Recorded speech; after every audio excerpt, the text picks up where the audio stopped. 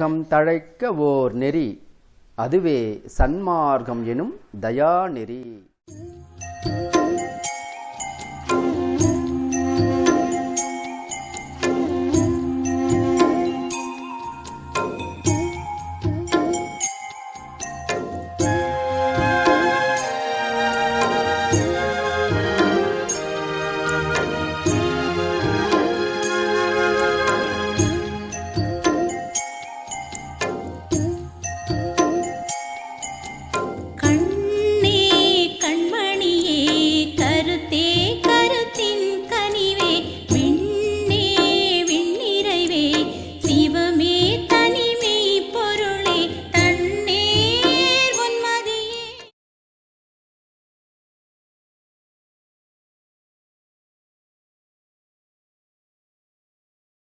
கலைகள் அனைத்தினையும் உணர்ந்தோய் வருக, ஒன்றிரண்டற்றிலகும் பரமானந்த சுகையல்வே வருக. இம்பர்தமையிரவா கதியில் ஏற்றுகின்ற இறையே வருக, என் போல்வார் கலகம் தவித்து கதி அளிக்கும் கண்ணே வருக. கண் நிறைந்த களிப்பே களிப்பில் ஊறுகின்ற கனிவே வருக, கலை மதிதோய் வலகம் தெரிந்த வளர்ப்பதியின் வாழ்வே வருக. எங்கள் ராமலிங்க வல்லல் எனுமோர் மாணிக்க மணியே வருக வருகவே. பேரன்புமிக்க பெரியவர்களே, ஆண்மனே சான்றோர் பெருமக்களே, உங்கள் பொன்னார் திருவடிக்கு என் வணக்கத்தையும் வந்தனத்தையும் உறுதியாக்கின்றேன். பண்ணிய தவம் இவ்விடத்திலே ஒன்றாக நாமெல்லாம் கூடியிருக்கிறோம். எத்தனையோ அருளாளர்கள் இந்த காஞ்சி மாநகரத்தில் வாழும்போது குறிப்பிட்டவர்கள் மட்டும் எப்படி இங்கே வந்துடுறாங்க? அருள் அல்லாத அணுவும் அசைந்திடாது. அருள் இருந்தால்தான் இவ்விடத்துக்கு துணை செய்யும். அந்த அருள் என்பதுதான் இரக்கம், அருள் என்பதுதான் கருணை, கருணை என்பதுதான் அன்பு. எல்லாம் ஒரே பொருளை தான் குறிக்கும். அருளல்லாத அனுபவம் வசிந்திராது, அதனால் அருள்நலம் பரவு என்று அறிந்தமை சிவமே. இப்போ எத்தனையோ அன்பர்கள் ஒரு சாதனத்தின் மூலமாகத்தான் இந்த காஞ்சி மாநகரத்துக்கு வந்திருப்பீங்க இந்த விழாவுக்கு. ஒன்று டூ வீலராக இருக்கலாம், இல்லை ஆட்டோவாக இருக்கலாம், இல்லை பஸ்ஸாக இருக்கலாம், இல்லை காராக இருக்கலாம். ஒரு சாதனம்.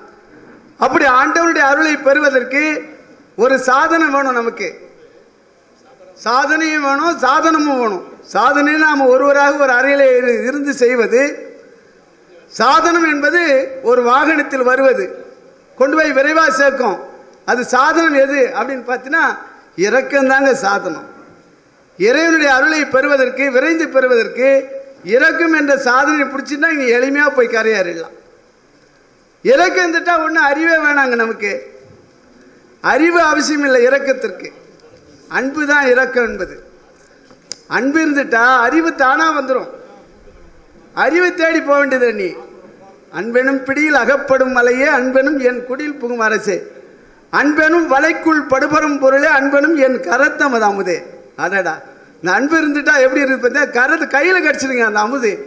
அதனால இது எதுவும் அவசியம் இல்லை, அறிவு அவசியம் இல்லை நமக்கு. இப்போ ஒரு கடல், ஒரு நதி போகுது. நதியை சுற்றின்னு போனால் ஒரு 5 மணி நேரம் ஆகும். ஒரு மேம்பாலத்தின் வழியாக போனேன்னா ஷார்ட்கட்டில் விரைந்து நீ டக்குன்னு குறிப்பிட்ட இடத்த நீ அறிஞ்சிடலாம். அப்படி அந்த மேம்பாலம் என்பது இந்த இரக்கம் தான். இரக்கன்ற மேம்பாலத்தில் போனால் இறைவனை லகுவாக விரைந்து நீ அடைஞ்சிடலாம். இரக்கம் வேறு, நான் வேறு அல்ல. பெருமானுடைய வாக்கு. இரக்கம் என் உயிரும் இரண்டல்ல ஒன்றே என்று பெருமான் சொல்றார். அற்புதம் இல்லை? அந்த நிலைக்கு நம்ம ஆளாகலை. அதனால்தான் இவ்வளவு காலம் தாழ்த்துது நமக்கு அருள் கிடைப்பதற்கு. இரக்கம் இருந்தா நம்மகிட்ட ஒரு பகல் பொழுதே சத்தியமா ஆண்டவனுடைய அருள் கிடைக்கும்னு சொல்றாரு. மேலையிலே இம்மையிலே ஒருமையிலே தவத்தால் மேவுகின்ற பெரும் பயனா விளைவெல்லாம் தர்மசாலையிலே ஒரு பகலில் தந்த தனிப்பதியே என்றார் சுவாமி. அப்ப இரக்கத்தினுடைய வெளிப்பாடு தான் தர்மசாலை. நல்லா புரிஞ்சுக்கணும். இரக்கத்தினுடைய வெளிப்பாடு தான் சன்மார்க்கமே. இரக்கம்தான். தயவு மார்க்கம், கருணை மார்க்கம், இரக்க மார்க்கம், அன்பு மார்க்கம் எல்லாம் ஒன்று தான். நம்மளுடைய மார்க்கமே இரக்கம் தாங்க. அறிவுக்கு வேலையே இல்லை. நாம் அடைந்த அற்புதத்திலே எவ்வளவு இருக்கிறது என்று அந்த நிதியை எண்ணி பார்ப்பது அறிவு. அது அவசியம் இல்லை. கண்ணை மூடி நீ செய்டா ராஜா, அவங்க சேர்த்தும் கணக்கில் சேர்ந்துக்கினே இருக்கின்றார் சுவாமி. தெரிந்து தொட்டாலும் நெருப்பு சுடும், தெரியாமல் தொட்டாலும் நெருப்பு சுடும். அப்படி தெரிந்து நீ இரக்கம் காட்டினாலும் உனக்கு அருள் கிடைக்கும், தெரியாம நீ இரக்கம் காட்டினாலும் அருள் கிடைக்கும். பெரிய அற்புதம் இல்லை இது. அதனால இதுக்கு ஒன்று தெரிஞ்சுதான் செய்யணும் அவசியம் இல்லை. இவாள் கண்ணை மூடிச்சு, அதுதான் நம்ம வேலையா, நம்ம வந்த வேலையா அதுதான். மற்ற உயிர்களுக்கு இரக்கம் காட்டுவதில் மனிதனுக்கு மட்டுமே அது ஆகும். மற்ற உயிர்களால் இரக்கம் காட்ட முடியாது. தாய் இங்கே இருக்கும், குழந்தை பட்டினா பெங்களூர் லால் பார்க்கில் இருக்கும், கட்டி வச்சுட்டு இருப்பான். எப்படி இறக்கத்தை காட்டு அம்மா அம்மானு கதற வேண்டியதுதான். நாம் அப்படி இல்லை. ஆண்மனே ஒருமைப்பாட்டு முறையும் உரிமை எங்களுக்குள் எக்காலத்தும் எவ்விடத்தும் எவ்விதத்தும் எவ்வளவும் விலகாமல் நிறைந்து விளங்க செய்வி தருள வேண்டும். அன்பு தாங்க அது, இரக்கம் தாங்க, கருணை தாங்க அது. எத்துணையும் பேதமுறாது எவ்வுயிரும் தம்முயிர் போல் ஒத்து உரிமை உடையவர் உலத்தே எம்பெருமான் நடம்புரி விடமென தேர்ந்தேன் அந்த வித்தகர்தம் அடிக்கவல் செய்திடவே என் சிந்தை விளைந்ததாலும். இறக்குங்க, என்ன அற்புதம். அம்மா வாங்க வாங்க வாங்க, முதல்ல சாப்பிடுங்கம்மா. இறக்கம், வாங்க வாங்க. எங்கேருந்து வரீங்க? உங்கள் பேர் என்ன? என்ன ஊர்லேருந்து வரீங்க? என்ன ஜாதி நீங்கள்? அப்படியா? இங்கே உட்காருங்க, அங்கே உட்காந்து பேசி அங்கழிச்சு எது எது எது எது வெற்றி பெறும்னு நினைக்கிறீங்க? அன்பு தான் வெற்றி பெறும். மொத்தம் தெருவில் மழை பெய்யுது, 2 பேர்கிட்ட 2 கிளாஸ் டம்ளர் கொடுத்து அந்த மழை தண்ணி பிடிச்சின்னு வாங்கடான்னு சொன்னால் 2 பேரும் போய் பிடிச்சின்னு வந்தானு. ஒரு டம்ளரில் தண்ணி இருக்குது, இன்னொரு டம்ளர் தண்ணி இல்லை. என்னடான்னு பார்த்தா ஒத்த மேல் நோக்கி காமிச்சா ஒத்த கவுத்து காமிச்சிருக்கிறான். கவுத்து காண்பது மேடு, இப்படி நிமித்தி காண்பது பள்ளம். இறக்கம் இருந்தால் இறைவனுடைய கருணை மழை இறங்குங்க. அதில் மேடா இருந்தா மேட்டில் எப்படி இறங்கும்? இறக்கம் இருந்தால் எந்த செலவு இல்லைங்க நமக்கு. 2 வீலர் வச்சுருக்க அன்பருக்கெல்லாம் தெரியும். பெரிய மேட்லேருந்து இறக்கம் வந்துட்டா இன்ஜின் ஆஃப் பண்ணிடலாம். நீங்கள் ஆஃப் பண்ணிவிட்டு நீங்கள் வாட்டில் அந்த ஹேண்ட் பேர் மட்டும் பிடிச்சா போதும், அது வாட்டில் போகும். இன்ஜின் ஆஃப் பண்ணலாம், பெட்ரோல் செலவு இல்லை, எந்த கஷ்டமும் இல்லை. அழகாக கொண்டு போய் சேர்க்க வேண்டிய இடத்துல சேர்க்கலாம். இறக்கம் வருவில் என் உயிரும் வருவோம், பெருமானுடைய வாக்கு. இறக்கம் நீங்கிடும் என் உயிரும் நீங்கிடும். அப்படி பிடிக்கணும். சாமி பிடிச்ச மாதிரி நம்ம பிடிக்கல, அதனால தான் இவ்வளோ காலம் லேட் ஆகுது நமக்கு. இறக்கம் நம்ம மனைவி மக்கள்கிட்டே இறக்கம் காமிக்கணும்னா சந்தேகமாக தான் இருக்குது, பொய் சொல்லக்கூடாது. இல்லைன்னா நமக்கு எப்படி பிணக்கு வரும்? கணவன் மனைவிக்கிட்டே எப்படியா பிணக்கு வரும்? அங்கே இறக்கம் குறையுது, அதனால பிணக்கு வருது. அண்ணன் தம்பி அக்கா தங்கச்சிக்கிட்ட எப்படி பிணக்கு வருது? அங்கே இறக்கம் இல்லை, அதனால பிணக்கு வருது. இறக்கம் ஒன்று மட்டும் இருந்தா போதுங்க, எல்லாம் அணிவகுத்து நிற்கும் அவங்ககிட்ட. நான் போகிறேன், ஐயா கிட்ட நீ போகிற. அன்பே உன் வாழ்க்கையின் அளவுகோல்ன்றார் சுவாமி. உன் வாழ்க்கை அழுதுன்னா உன்னுடைய அன்பு பாரியா. அன்பு மட்டும் ஒருவரிடம் இருக்கும். ஏன்னால் தனம் கல்வி ஒரு நாளும் தளர்வுரியா மனம் நல்ல இனம் தெய்வ வடிவம் நான் போகிறேன் நீ போகிறேன்னு போட்டி போடுமா. அப்போ இவையெல்லாம் எனக்கு இல்லைன்னா என்ன அர்த்தம்? என்கிட்ட அன்பு இல்லை, கருணை இல்லை, தயவு இல்லை, இறக்கம் இல்லைன்னு தான் அர்த்தம். அதான் ஒத்துன்னு தான் ஆகணும். என்கிட்ட என்ன இருக்கிற மாதிரி பெருமான் தான் ஏதோ தவறாக அவன் இது பண்ணுற மாதிரி இருக்க. அதனால் இறக்கம் நீங்கிடும் என் உயிரும் நீங்கும்ன்ற ஒரு நிலைப்பாட்டில் நாம் இருக்கணும். இருந்தால் அப்பவே ஒரு சனத்தில் உனக்கு ரெடியாகிறாராம் சுவாமி, தேடினுக்கிறாராம். இறக்கக்கூடியவர் எங்கே இருக்கிறாங்கன்னு சொல்லி சுவாமி தேடினுக்கிறார். நம்ம தேடி போக வேண்டியதில்லை. இறக்கம் மட்டும் நம்மக்கிட்ட இருந்தால் இறைவன் நம்மளை தேடி வராருங்க. இந்த இறக்கம் இல்லாதனால தான் நம்ம கோவிலை தேடி போயின்னுக்கிறோம். எங்கே கருணை இயற்கையின் உள்ளன அங்கே விளங்கி அருட்பெரும் சிவமே. இந்த இரக்கம் உள்ளவர்கள் அன்பர்கள் யாரே எண்ணினும் இறங்குகின்றார்க்கு சீரே அளிக்கும் சிதம்பர சிவமே. எச்சபை பொது என ஏம்பினர் அறிஞர்கள் அச்சபை இடங்கொள்ளும் அருட்பெருஞ்சோதி. எங்கே மெய்யானவர்கள் அங்கே நலந்தர எழுந்து இருந்து அருளும் பதம். அந்த மெய்யான அன்பர்கள் எவ்வண்ணம் வேண்டினும் அவ்வண்ணம் அன்றே இறங்கி இருந்து அருளும் பதம். என்ன அற்புதம்! இவெல்லாம் இரக்கத்தினுடைய வெளிப்பாடு. சன்மார்க்கமே இரக்கம் தாங்க. சன்மார்க்கம் அப்படின்னு சொன்னாவே இரக்கம் என்றுதான் பொருள். இது மற்றவெல்லாம் இரக்கம் இல்லாமல் எதோ செய்துன்னு இருந்தாங்க. ஆலயத்தில் ஒரு காலத்தில் வள்ளல் பெருமானுக்கு முன்னால தீர்த்தம் தான் கொடுத்தாங்க. தலைமையில் தெளிச்சின்னு தான் போகணும். பசி ஆறிடுவியா? பசி ஆற முடியுமா தீர்த்தம் தலைமையில் தெளிச்சா? பெருமான் வந்து தான் வாடிய பயிரை கண்ட போதெல்லாம் வாடினேன், பசியினால் இளைத்து வீடுதோர் இறந்து பசியராதயர்ந்த வெற்றரை கண்டுளும் பதைத்தேன். சுவாமி பாருங்க, வீடுதோர் இறந்து கூட பசி ஆறலையாம். என்ன அர்த்தம்? இறக்கம் இல்லை. அவனை உட்கார வச்சு ஒரு வீட்லேயே கொடுத்துருக்கலாம். கொஞ்சம் கொஞ்சம் கிள்ளி கிள்ளி போட்டால் எத்தினி வீடு போய் இறந்து எங்கே பசி ஆறுது.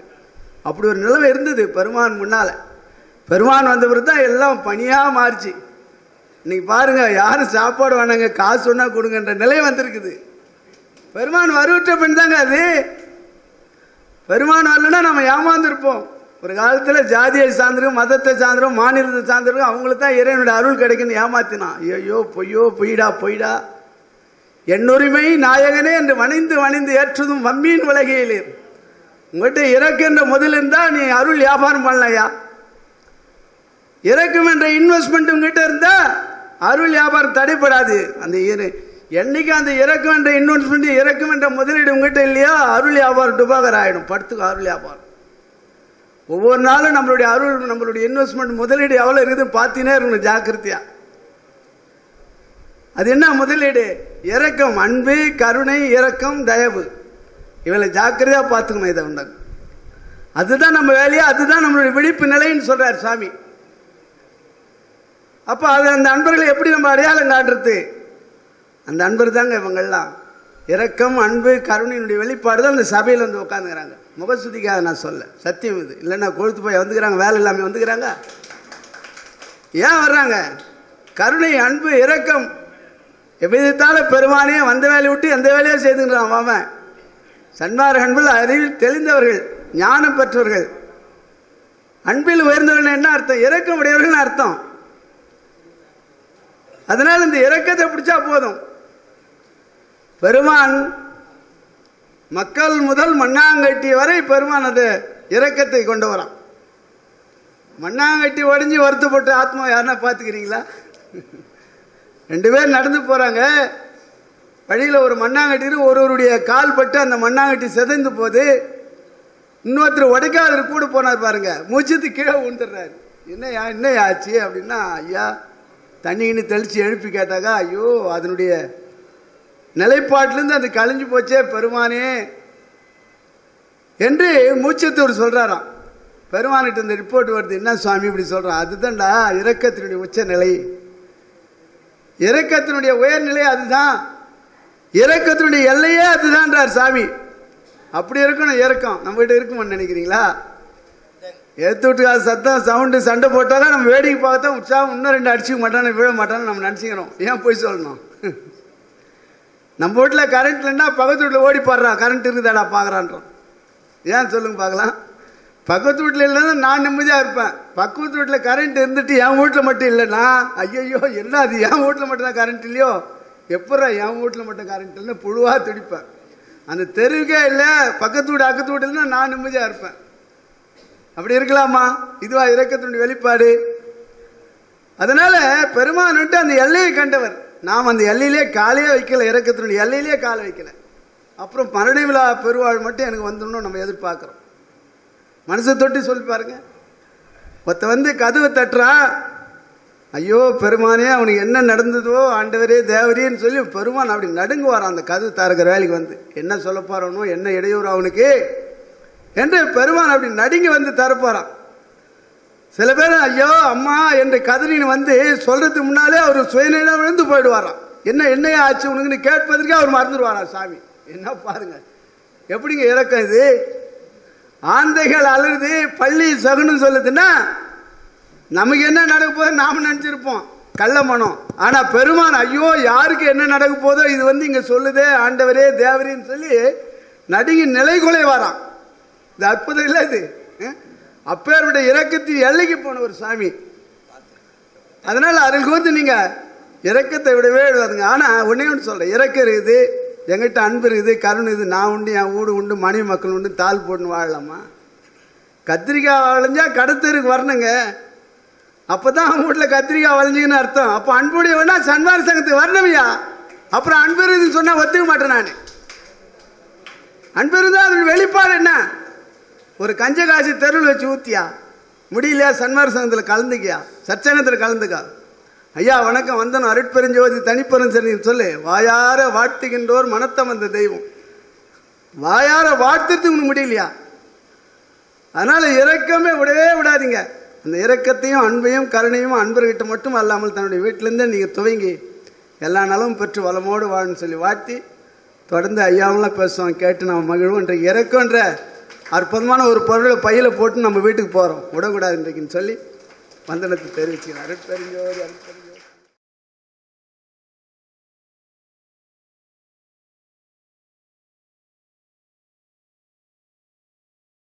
சொன்னதுல இருந்தே தான் நான் எடுத்து கொடுக்க போறேன். அன்பெனும் பிடியுள் அகப்படும் மலையே அப்படின்னு ரொம்ப அழகா ஜீவகாரண்யத்துக்கு எடுத்து கொடுத்தார். அன்பென்னும் பிடியுள் மலை அகப்படும்ங்கிற அறிவு விளக்கம் இருக்கிறவனால தான் அதை பண்ண முடியும். அறிவு விளக்கம் இருந்தாதான் அன்பை வெளிப்படுத்த முடியும். இல்லாட்டி என்ன பண்ண முடியும்? ஒண்ணுமே கிடையாது, லாக்கர்ல வச்சுக்கிட்டே இருக்க வேண்டியதுதான். அந்த விளக்கம் இருக்க வேண்டும். அடுத்தது நதி மேம்பாலம்னு ரொம்ப கடன்னு சொல்லிட்டாரு, உங்களை யோசிக்க விட மாட்டேங்கிறார் அவர். நதி அதை சுத்திட்டு போனா எங்க போறது, எப்ப போய் சேர்றது, ஒரு மேம்பாலத்துல ஏறி போனா உடனே கடந்துடலாமே அப்படின்னாரு. மேம்பாலத்தை கட்ட வேண்டும் என்கின்ற அந்த விளக்கம் அங்கே இருக்க வேண்டும். அது இருந்தாதான் அருள் அடையணும் அப்படின்னா எப்படி அருள் அடைய முடியும்னா அந்த விளக்கம் வேண்டும். நான் காலையில எந்திரிச்சு 3 மணி நேரம் நான் பிரேயர் பண்ணுவேன் அப்படின்னு சொன்னா அருள் அடைஞ்சிட முடியுமா? இல்ல, அங்க அந்த விளக்கம் வேண்டும். எது ஒண்ணுமே புரியாது, நான் பாட்டுக்கு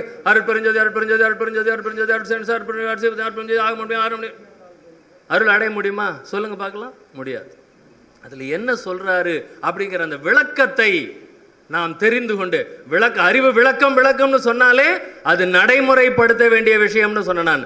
அறிவுக்கு மட்டும் புலப்படுவது அல்ல அறிவு விளக்கம். அடுத்தது ஆன்மநேய ஒருமைப்பாட்டுரிமை. ஐயா சொல்றாரு, என்னை ஏறாத நிலை மேல் ஏற்றியது யாதெனில், எல்லாருக்கும் தெரியும், தயவு தான் என்னை இந்த நிலைக்கு ஏற்றி விட்டது அப்படின்னு சொல்லிட்டு அதோட இந்த அருணகிரி நிறுத்திடுறாரு அதை படிக்கிறத. அதுக்கு மேல படிக்கணும் சொல்றாரு பாருங்க, பின்னாடி உட்கார்ந்து பேசுறாரு.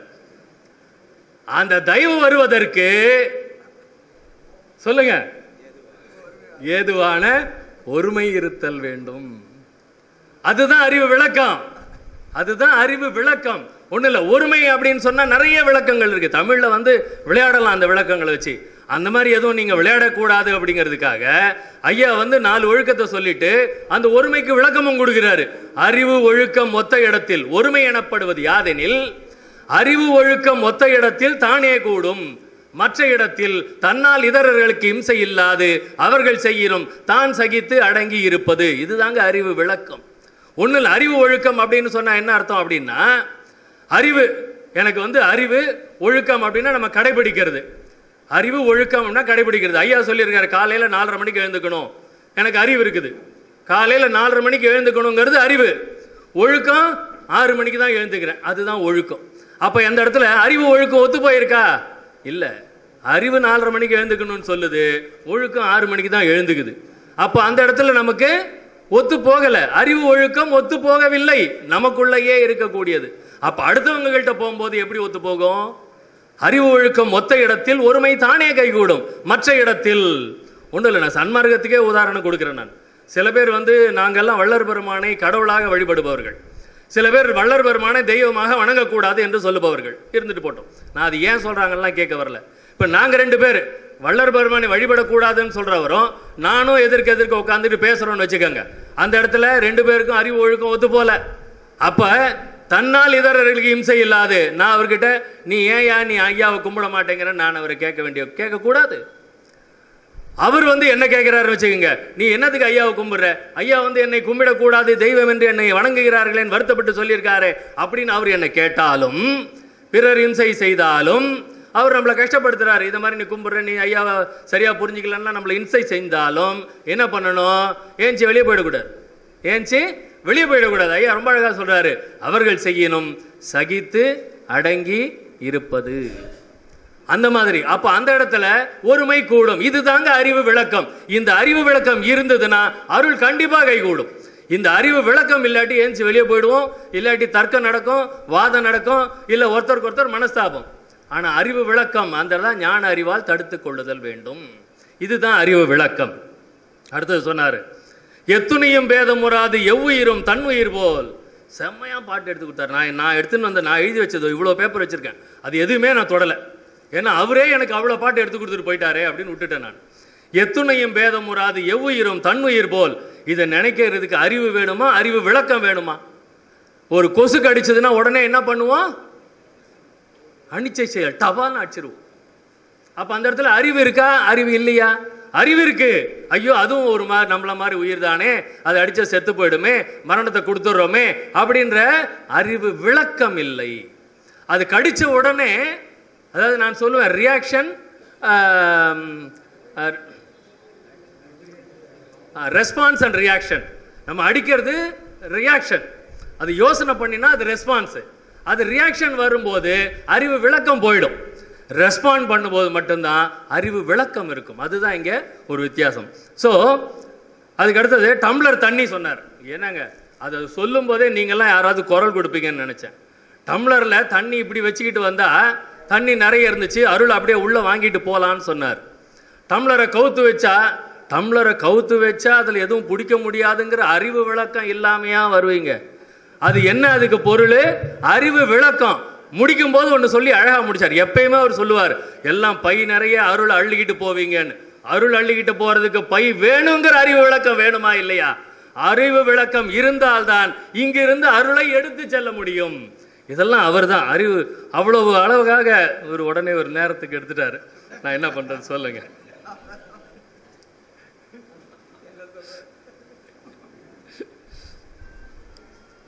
அப்புறம் இன்னொன்று சொன்னாரு, அவர் வண்டி நிறைய ஓட்டுறவர் இல்லைன்னு நினைக்கிறேன்.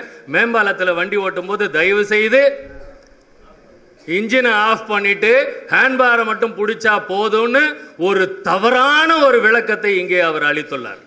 நான் மிகவும் வருத்தப்படுகின்றேன். எப்பயுமே நீங்க பிரிட்ஜில் இருந்தோ எங்க மலையிலிருந்து கீழே இறங்கும் போது தயவு செஞ்சு இன்ஜின் ஆஃப் பண்ணிடாதீங்க. அதை போல ஒரு தவறான செயல் வேறு எதுவுமே கிடையாது. எந்த கீர்ல நீங்க போகணுமோ அந்த கீர்ல மேலே ஏறும்போது எப்படி போனீங்களோ அப்படித்தான் கீழே இறங்க வேண்டும்.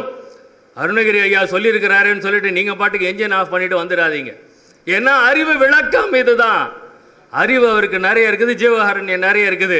ஆனா இதை பேசணுங்கிற ஆர்வத்தில் அந்த விளக்கத்தை கோட்டை விட்டுறார். இவ்வளவுதான் அவங்க பண்றது. அந்த அறிவு விளக்கம் எங்கே கருணை இயற்கையில் உள்ளன அங்கே விளங்கிய அருட்பெரும் சிவமே. இதெல்லாம் தெரிந்து கொள்ளக்கூடிய அறிவு விளக்கம் அங்கே வேண்டும். அவருடைய ஜீவகாருண்யம் அவருக்கு இருக்கின்ற அறிவு விளக்கத்தினால் இங்கே 250 ஸ்வீட்டை ஃப்ரீயா எடுத்துன்னு வந்து கொடுக்கிறாரு. அவருக்கு சன்மார்க்க அருணகிரின்னு பேர் வச்சு அவர் இந்த அளவுக்கு வழங்கிட்டு வராருன்னா அவருடைய ஜீவகாருண்யமே காரணம். அந்த ஜீவகாருண்ய செயலுக்கு அவரிடமும் அருள் விளக்கம் அறிவு விளக்கம் இருக்கின்றது. அந்த அறிவு விளக்கத்தினால் அவர் செய்கின்ற ஜீவகாருண்யத்தினால் அவருக்கு அருள் பூரணமாக கிடைக்கும் என்று கூறி வாய்ப்புக்கு நன்றி கூறி விடைபெறுகிறேன். நன்றி, வணக்கம்.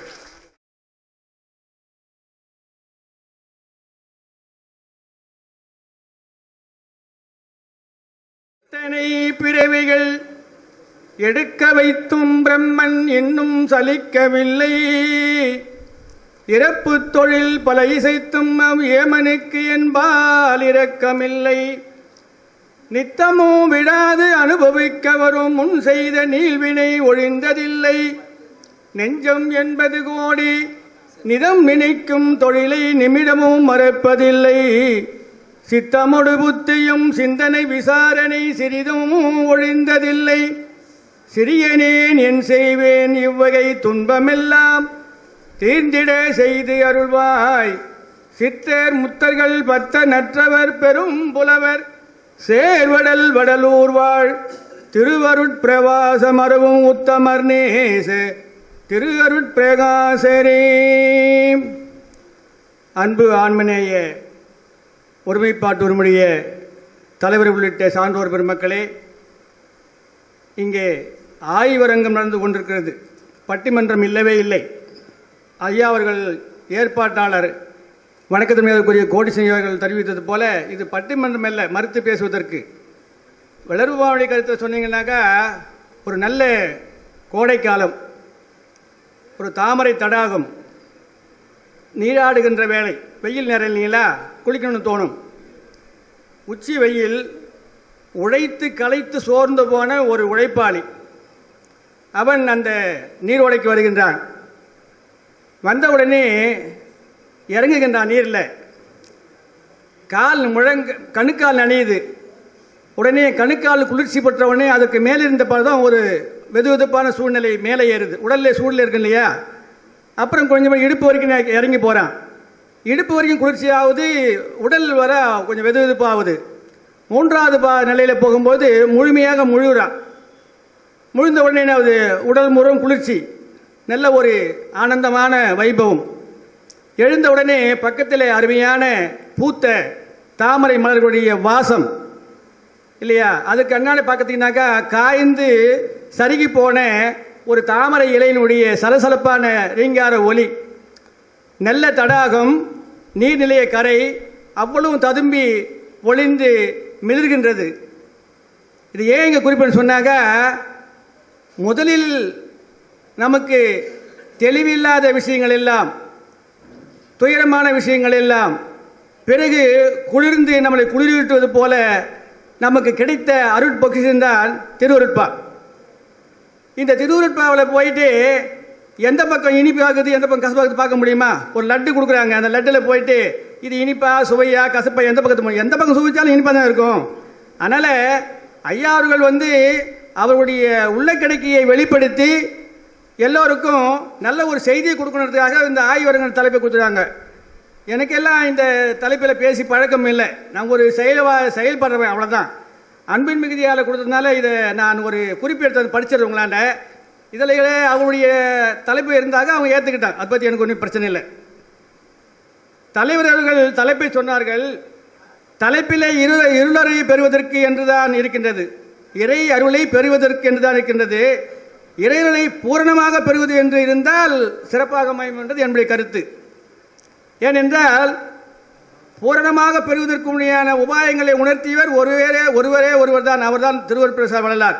அதுக்கு முன்னாடி வந்தவங்களாம் அந்த அளவுக்கு இல்லை, பின்னாடி சொல்ல அதை பற்றி. மேலும் உயிரிழக்கமின்மையா அறிவிலக்கம் என்பதை தான் இங்கே இருக்க வேண்டும் என்று நான் நினைக்கின்றேன். வள்ளல்வர்மான் உரைநடையில் அளித்த ஜீவகாரம் என்ற வார்த்தையைத்தான் பாடல்களில் உயிரிழக்கம் என்று வகைப்படுத்தியிருக்கின்றார்கள். வடமொழியிலே ஜீவகாருண்யம், தமிழிலே அவை உயிரிழக்கம் என்பதாக கையாண்டிருக்கின்றார். பூரணம் என்று சொல்வது ஏனென்றால் சமய மத அருளாளர்கள் வள்ளலாருக்கு முன்னேயும் பலர் தோன்றியிருக்கின்றார்கள். திருவள்ளுவர், திருமூலர், தாயுமானவர், சித்தர்கள், யோகிகள் போன்றவர்கள் எல்லோருமே இறையருளை பெற்றவர்கள் தான். பாபா சொன்னாங்க இல்லையா, எல்லாம் அருளை பெற்றவர்கள் சொல்லிட்டு, இருளை பெற்றவர்கள் தான், இல்லை என்று சொல்ல முடியாது. அதனால் பூரணமாய் பெற்றார்களா, அதுதான் நம்ம சிந்திக்கணும். இந்த பூரணத்தன்மையைத்தான் இருளை பற்றியும் தான் நாம் இங்கே சிந்திக்க வேண்டும். வள்ளற் பெருமான் நமக்கெல்லாம் நல்ல ஒரு வழிகாட்டி. பேருபதேசத்திலே சுருக்கமாகத்தான் சொன்னார், என்னை ஏராள விசை ஏற்றிவிட்டது யாதெனில் தயவு. தயவு என்பது என்ன? அவரே சொன்னார், கருணை. கருணை தான் இரக்கம். இரக்கம் இல்லைனாக்க அறிவு எல்லாருக்கும் இருக்குதுங்க, அறிவு யாருக்கு இல்லை? அவரே சொன்னாருங்க இல்லையா. அறிவு இருக்கிறவங்களாம் இப்போ 5ஆம் வகுப்பு படித்தவங்க, SLC படித்தவங்க, BA படித்தவங்க, IAS படித்தவங்க அறிவாளிங்க தான். அவங்களாம் இறக்கம் இருக்குதா? இரக்கம் ஒருவில் என் உயிர் வரும் பெருமான் சொல்லியிருக்காங்க இல்லையா. இரக்கத்தை கையாண்டான் தான் எல்லா மனிதனும் அறிவு விளக்கத்தை ஏற்படுத்தி எல்லாரும் செயல்படுத்த முடியும். இரக்கமான எண்ணம் வேணும் நமக்கு.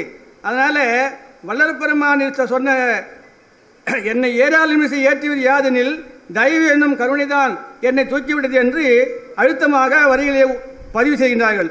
சுத்த சன்மார்க்கம் ஒன்றினில்தான் ஆன்மாவில் ஆண்டவர் அறிவு விளக்கும் பெரும் சக்தி விசாரமும் அகமும் புறமும் உயிரிழக்கத்தன்மையும் நிலைபெறும் பரோபகாரம் இணைந்து நிற்கின்றது. அவ்வாறு நின்றால்தான் இறையருளின் பூரணமான நித்தியமான வாழ்வு பெற இயலும். ஆனால் அறிவு விளக்கம் மட்டும் பெற்று உயிரிழக்கம் இல்லாத நிலைப்பாட்டில் இருந்தால் இறையருளை பூரணமாக பெற இயலாது என்பது வளர்வாணிய கருத்துப்படி நமக்கு விளங்குகின்றது. வள்ளற் பெருமான் ஓதாமலே அறிவு விளக்கம் பெற்றவர்தான். இருந்தாலும் உயிரிழக்கத்தன்மையில் முழுமை பெற்றால் மட்டுமே இறையருளை பூரணமாக பெறுவதற்கு இயலும் என்பதை அறிந்ததால்தான் பெருமான் பிள்ளை பெரு விண்ணப்பத்திலே என் உயிர்தான் என் இரக்கம்தான் ஒன்றதே இல்லை இரண்டில்லை என்று குறிப்பிடுகிறார்கள். இரக்கம் ஒருவில் என் உயிர் உருவும் எங்கே பதிவு செய்கின்றார்கள். இன்னொரு இடத்துல இரக்கம் என்னுயிர் என்ன வேறில்லையே நிலைபெறும் இரக்கம் நீங்கள் என் உயிரும் நீங்கும் என்கின்றார்கள். அப்புறம் இன்னொருத்த சொல்றாரு, என்னையும் இரக்கம் தன்னையும் ஒன்றாய் இருக்கவே இசைந்த உலகில் மன்னி வாழ்வுறவே வருவித்த கருணை வள்ளலே நீ என்று குறிப்பிடுகிறார்கள். இந்த பாடல் வரிகளை நாம் உயிரிழக்கம் தொடர்ந்து என்னும் பாறை நிலைத்து நின்று செயல்பட ஆண்டவரிடத்திலே விண்ணப்பிக்கின்றார். ஆண்டவரிடத்திலே அருள் விளக்கம் பெற்றவர்தான் வளர்பெருமான் என்று மேலே குறிப்பிட்டோம். ஏன் வாடி பெய்தை கண்ட போதெல்லாம் வாட வேண்டும்? பசியினால் இழைத்து வருந்தியவருக்கென்று ஏன் உள்ளம் பதைக்க வேண்டும்? பலிதர ஆடு பன்றி குக்குடங்கள் பலிக்கடா முதலிய உயிரை ஒளிவரே கொண்டு போகவும் கண்டு பொந்தி நொந்து ஏன் உள்ளம் நடுங்க வேண்டும்? அந்த உயிர்களையும் தன் உயிரையும் ஒன்றென கருதி இரக்கத்தால் ஆண்டவரிடத்திலே அழுதார், கண்ணீர் விட்டார், முறையிட்டார். ஜீவகாரம் என்ற திறவுகோலை சம்பாதித்துக் கொண்டவர்களால் மோட்சம் என்ற மேல் வீட்டின் கதவை திறந்து உள்ளே புகுந்து இன்பத்தை அடைந்து வாழ மாட்டார்கள் என்று உண்மையாக அறிய வேண்டும். ஜீவகாரம் என்கிற மோட்சை விட்டு திறவுகோலை காலம் உள்ள போதே சம்பாதித்துக் கொண்டவர்கள் கதவை திறந்து கொண்டு உள்ளே புகுந்து நித்திய முக்தர்களாய் வாழ வேண்டும் என்பது விளைவுகளுடைய கருத்தாக இருக்கின்றது. பார்த்தீர்களா? பெருமான் சொன்னதை அறிவு விளக்கம் பெற்றுவிட்டால் மட்டும் நித்திய முக்தர்களாய் வாழலாம் என்று சொல்லவில்லை. ஜீவகாரணியும் உயிரிருக்கும் என்ற கடவுள் வழிபட்டால் மட்டுமே அது சாத்தியமாகும். அறிவு விளக்கம் மட்டுமே போதும் என்று நின்றுவிட்டால் வள்ளல் பெருமானுக்கு முன்னரே நால்வர்கள், நாயன்மார்கள், ஆழ்வார்கள், சித்தர்கள், யோகிகள், தபசிகள் போன்றோர் ஆண்டவர் அருளாலும் தவயோக முயற்சியாலும் சிறந்த அறிவு விளக்கம் பெற்றவர்கள் தானே. ஆனாலும் ஆண்டவரின் பரிபூர்ண இணைப்பு அவர்களுக்கு கிடைக்கவில்லையே. சமாதியானவர்களும் உண்டு, சிவத்திலே கரைந்து மறைந்த போர்களும் உண்டு தான் நாம் வரலாற்றில் படித்திருக்கின்றோம். வளர்பெருமானைப் போல சாகாத நிலையை பேரின்ப பெருவாழ் பெற இயலவில்லையே. எடுத்துக்காட்டாக ஒன்று இங்கே குறிப்பிட விரும்புகின்றேன். தாய்மானவரையே என்ன சொன்னார் வளர்பெருமான்? தாய்மானவர் என்ன அறிவு விளக்கம் இல்லாத அருளாளரா? அவரையே மத சன்மார்க்கி என்றும் அவர் நித்திய தேகம் பெறவில்லை என்றும் நாளை சுத்த சன்மார்க்கம் வழங்கும் போது மீளவும் உயிர் பெற்று வருவார்.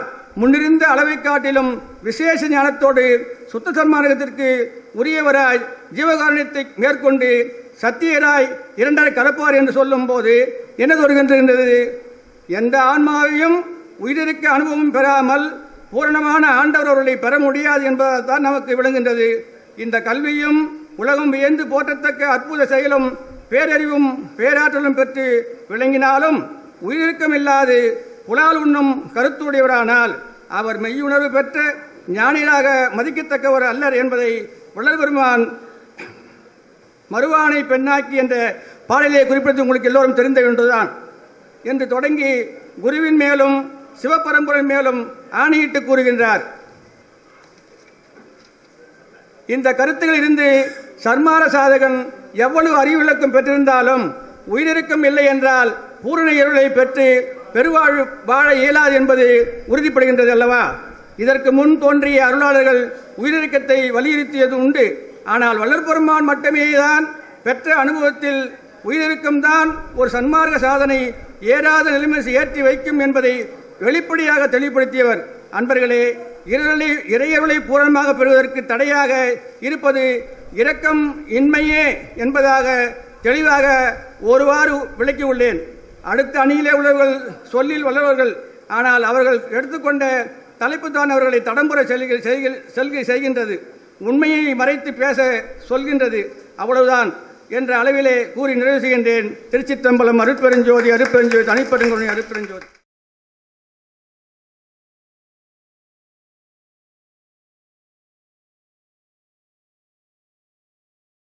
பெரும் கருணை அருட்பெரும் ஜோதி எல்லாம் செயல் கூடும் எண்ணானை அம்பலத்தே எல்லாம் வல்லான் தனையே ஏத்து எல்லாம் செயல் கூடும் என்ற நம்பிக்கை நமக்கு சொல்லி நம் உடன் இருந்து நம் உள்ளத்தில் இருந்து உள்ளத்தின் உணர்வில் இருந்து உள்ளத்தில் உள்ள இறை நிலையில் இருந்து அமர்ந்து நம்மை வாழ்வித்து வரும் வள்ளற் பெருந்தகையினுடைய வண்ண மலர்ப்பதங்களுக்கு முதற்கண் வந்தனம்.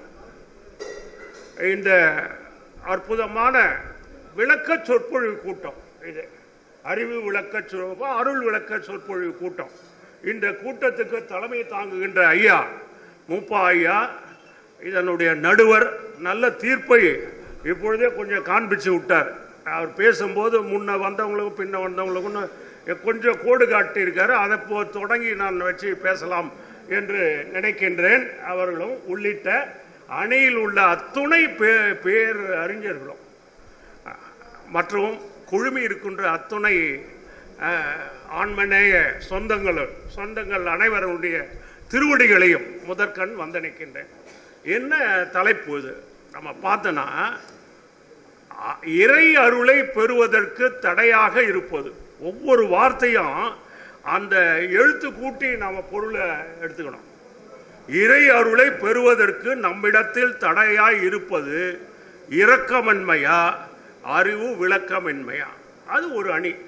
இரக்கம் என்பது ஒரு ஏகதேசம் என்பது என்னுடைய கருத்து.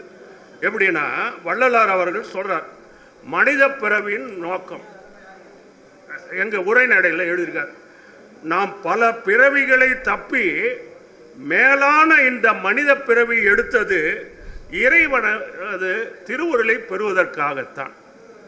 மற்றவங்களாம் அருள் நியதியில் தோன்றியவர்கள், இவங்க கடவுளுடைய இறைவனுடைய அருளை முயன்று பெறுவதற்காக மனித பிறவி. மற்றவங்களாம் நியதி நடையில் தான் வந்தாங்க திருவுளை பெறுவதற்கு. எவ்வகை முயற்சியிலாவது, எப்படி சொல்றாரு பாருங்க, முயற்சி நம்ம கிட்ட இருக்கணும். எவ்வகை முயற்சியிலாவது அந்த அருளை அடைய வேண்டும். அந்த அருள் எவ்வகையால் வரும் என்றால், எல்லா உயிர்களிடத்தில் தயவும். அவங்க சொன்னாங்க பாருங்க, இரக்கமின்மை என்பதும். அதுக்கப்புறம் இன்னொன்று விட்டுட்டாங்க, பிரபஞ்சத்தின் மீது பற்றின்மையும். இறைவனிடத்தில் அன்பும் மாறாது இருந்தால் அவ்வருள் நம்மை அடையும், நாமும் அடைந்து ஒப்பற்ற சுகத்தில் இருப்போம். இது சத்தியம். இது வள்ளலார் வார்த்தை. எனக்கு 1/3 இருந்தால் போதும். இப்போ எலெக்ஷன் காலம், 18ஆம் தேதி எலெக்ஷன். அதனால் எனக்கு ஜீவர்களோட தயவு மட்டும் நான் வச்சுக்கிறேன் 33%. எனக்கு அருள் பூரணத்தை கொடுங்கன்னா அது எப்படி கொடுப்பாரு? அருள் என்பது ஏகதேசம் பூரணம் என்று 2 நமக்கு தெரியும். ஏதோ ஓரளவுக்கு நம்மளாம் ஏகதேச அருள் பெற்றவங்க தான். மனிதரெல்லாம் கூண் குருடு செவிடு பேடு இதெல்லாம் நீங்கி எவ்வளோ இறைவனை நாம் நன்றி மறந்துட்டோம். உண்மையில யோசிச்சு பார்த்தீங்கன்னா, என்னன்றி கொன்றார்க்கும் உய்வுண்டாம், உய்வில்லை செய் நன்றி கொன்ற மகருக்கு. செய்த நன்றி, செய்கின்ற நன்றி, செய்யும் நன்றி, இது 3 நன்றியும் சேர்ந்து தான் செய் நன்றி. இறைவன் தான் நமக்கு கொடுத்தான். நாம் தூங்குகின்ற உணர்வை பெற்றோம், பசிக்கின்ற உணர்வை பெற்றோம், எல்லா உணர்வும் காம உணர்வையும் பெற்றோம். இறை உணர்வை பெற்றோமா? ஒன்றும் இல்லை. இதனால தான் வள்ளலார் பார்த்தார், சிந்திக்கின்ற காலம், மனிதனுக்கு சிந்திக்கின்ற காலம் 50,000 ஆண்டுக்கு முன்னே வந்தது. 2000 வருஷத்துக்கு முன்ன திருவள்ளுவர் ஒரு சொன்னார், இறந்தும் உயிர் வாழ வேண்டின் பறந்து கெடுக உலகு ஏற்றியான். அந்த காலத்தில் உள்ள நிலை அது. பிச்சை எடுத்து தான் ஒருத்தன் பிழைக்கணும்னா, எப்பா அவனை படைச்சிய நீ அவனை போல பறந்து கெடுக உலகு ஏற்றியான். அந்த காலத்தில் உள்ள நிலை. நான் திருவள்ளுவரை குறைச்சு சொல்ல, அந்த கால சிந்தனை அப்படிதான் இருந்தது. ஒன்று 1330 குறள் இன்னொன்று இருக்கு. அதாவது, செவியில் சுவை உணரா வாய் உணர்வின் மாக்கள், அவியனும் மேன் வாழினும் மேன்.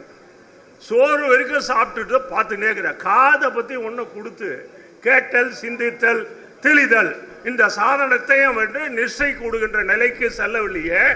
இவன் வாழ்ந்தா என்ன செத்தா என்ன? எப்படி பாருங்க, அது கூட மக்கள்னு சொல்ல மாக்கள்ன்றார்.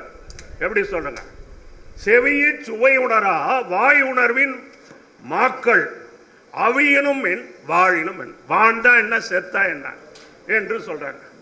அது பிறக்குது, வளருது, இனவருத்தி செய்து, தூங்குது, சாவுது. எப்படி? அந்த 5 அறிவு உள்ள வரைக்கும் நாமளும் அந்த வேலையை செய்தா என்னங்க நியாயத்தை? வள்ளலார் பேருபதேசத்தில் சொல்றார், இங்குள்ள எல்லாவரையும். எவ்வளவு பெரிய வார்த்தை பாருங்க, அழுது சொல்லணும். நான் வேகமா சொல்றேன்னு நினைக்காதீங்க. சொல்றாரு, இங்குள்ள எல்லாவரையும் எல்லாவரும் இதுகாலம் வீண் காலம் கழித்தது போல் இனி வீண் காலம் கழித்திராதீர்கள். எப்படி சொல்றாரு பாருங்க, எக்ஸப்டனே கிடையாது, நல்ல விசாரணையில் இருங்கள்ன்ற சொன்னாங்க பாருங்க. ஐயா பெரியவர் ஜோதி வேதாசலம் ஐயா அவர்களும் அது அடியொற்றி படப்பையார் சொன்னார் பாருங்க. முன்ன வந்தவங்களும் பின்ன வந்தவருக்கும் நம்ம முடிச்சு போட்டு இதை சிந்திக்கணும். அப்போ 2000 வருஷத்துக்கு முன்ன உள்ள காலம் கர்மசித்தர் காலம். யார் அதுக்கு பேர் வச்சதுன்னா நம்ம வள்ளலார் வச்சிருக்காரு. இதுவரை இருந்தது கர்மசித்தர் காலம், இனி வருவது ஞான சித்தர் காலம். கர்மசித்தர் காலத்தில் இந்த உணர்வு தோன்றியது. என்னன்னா, ஒருத்தன் பிச்சை எடுத்து தான் வாழணும்னா அது என்னங்க நியாயம்? சும்மா சாப்பிட்டு நெருக்கத்தோட மட்டும் போயின்னு இருந்து ஒரு ஞானத்தை காதில் கேட்டு தெளிவடையலைன்னா அவன் இணைய மனிதன். அப்படின்னு அந்த காலத்துல சிந்தை வந்தது 2000. அது கர்ம சித்தர் காலம். நம்ம பெருமான் வந்து ஞான சித்தர் காலத்துல வந்தவர். வாழையடி வாழையாக வந்த திருக்கூட்ட மரபு வேற, தாய்மானவர் உள்ளிட்ட பழைய மரபு. ஐயா ஜோதி வேதாசனம் சொன்னபடி இது புது மரபு, சன்மார்க்க மரபு. உடனே என்ன பண்ணாரு? தர்மசாலை கட்டினார். இரண்டும் உயிர் வாழ வேண்டின் பறந்து கெடுக உலகு ஏற்றியான் அப்படின்னு டன் கணக்கா நம்ம நினைக்கிறத விட ஒரு கட்டிடத்தை கட்டி ஒரு 100 பேர் சோறு போடுங்க. என்னுடைய உண்மை அனுபவத்தை சொல்ற கொஞ்ச நேரம் போனா கூட போயிட்டோம், இதோட முடிஞ்சதுன்னா கூட பரவாயில்ல.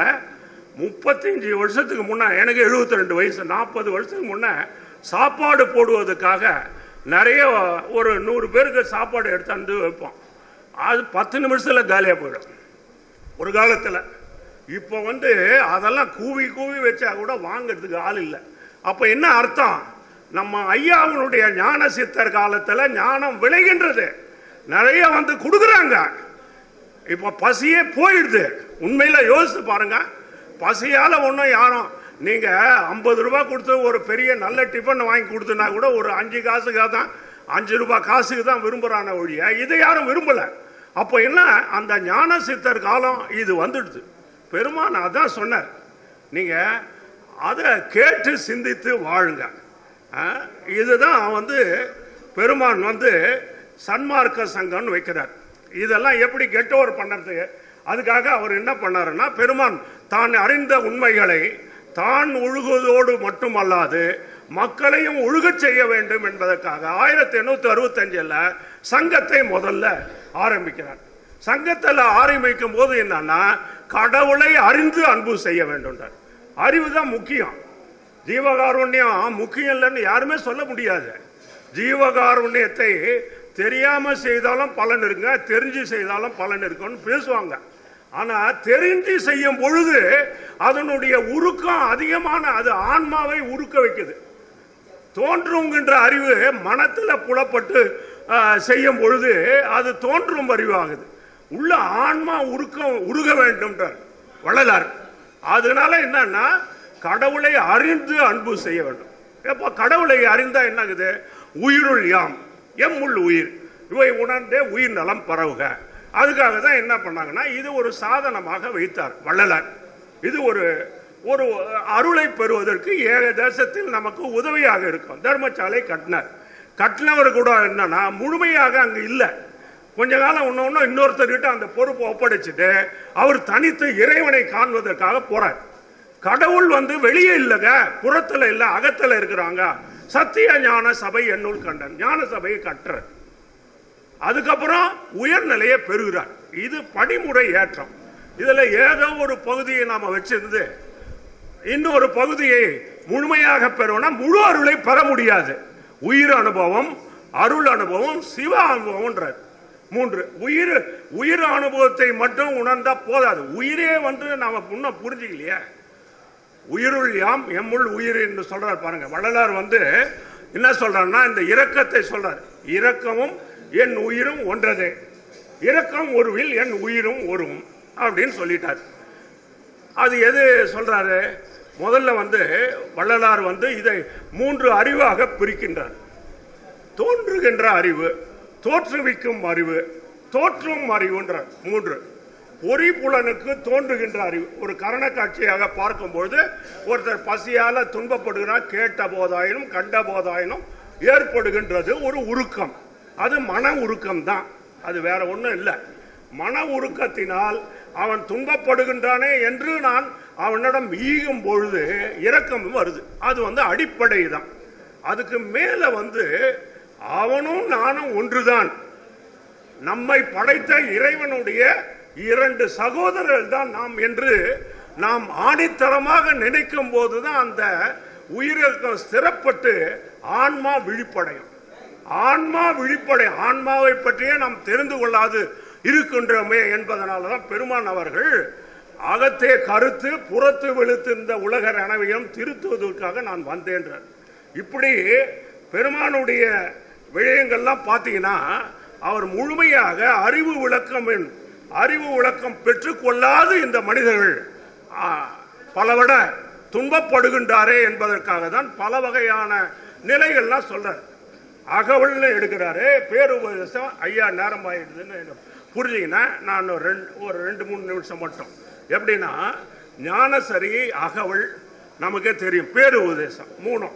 ஐயா அவர்கள் அவருடைய நடுவருக்காக நான் ஒரு கருத்தை சொல்ல விரும்புகின்றேன். எப்படின்னா நாமெல்லாம் மறுசார்பு தான் சார்ந்து இருக்கிறோம். அருட்ஜோதி ஆதல் பெரிதுன்னு நம்ம நினைக்கிறோம். அதுக்கு மேல அருளாட்சி பெறணும். 2வது மறுசார்பு தீரணும். நான் பலமுறை எங்குரு தீமையும் என்னை தொடரா வகை கங்குலும் பகலுமை காவல் சினை அது பிரார்த்தனை பண்ணினே போவேன். அது சின்ன வயசுல. இப்ப 72 வயசுல நான் தீமையே நான் தான். எனக்கு என்ன இன்னொரு தீமை தொடர்த்தேன். நானே தீமையை குற்றமாக உருவாக கொண்டு குற்றமே குணமாக, குற்றமே மனமாக, குற்றமே அறிவாக குற்றம் குறிப்பது மட்டும்தான் எனக்கு தெரியுது. நீ குணமே உருவானவை, நீ தான் என்னுடைய தீமையை விளக்க வேண்டும். இன்னொரு புறத்தீமை என்னங்குது, அகத்தில் இருக்குதுங்கய்யா. அறம் என்பது விதித்தனை செய்து விளக்கியதை ஒழித்தல். அதால் தான் கொலை தவிர்க்கணும். கோபதாபங்கள் நேரம் ஆயிடுது பொழுது எனக்கு இதுக்கு மேல டென்ஷன் ஆகிப்படுது. இதெல்லாம் பெருமானவர்கள் இருக்கிறதே கொஞ்சம், அதுலயும் கொஞ்சம் இப்படி மயக்க போகும்போது எல்லாம் போயிடுது. எப்படின்னா இதுதான் இவ்வளவுதான் நாம் கண்ட அறிவு விளக்கம். இப்படிதான் பலகால் வாழ்ந்து வாழ்ந்து பிறந்து பிறந்து இறந்து இருந்து வீண் போகின்றார்கள். இனி வீண் போகாத புரி நான் உங்களுக்கு துணையாக இருக்கின்றேன் என்ற நம்பிக்கையை சொன்ன வளர் பெருந்தகை அவர்கள் நம் அறிவில் துணையாக, நம் விளக்கத்திற்கு துணையாக நம்மை வாழ்விப்பார் என்ற நம்பிக்கையை மட்டும் இந்த நேரத்தில் சொல்லி, அறிவு விளக்கம் என்பதுதான் அந்த முழுமையான அருளை பெறுவதற்கு தடையாக இருக்கின்றது என்பதை வலியுறுத்தி சொல்லி நேரம் கருதி இந்த அளவோடு நிறைவு செய்கின்றேன். வந்தனம். அருட்பெரும் ஜோதி, அருட்பெரும் ஜோதி, தனிப்பெரும் கருணை அருட்பெரும் ஜோதி. ஐயா அவர்களுக்கு நன்றி.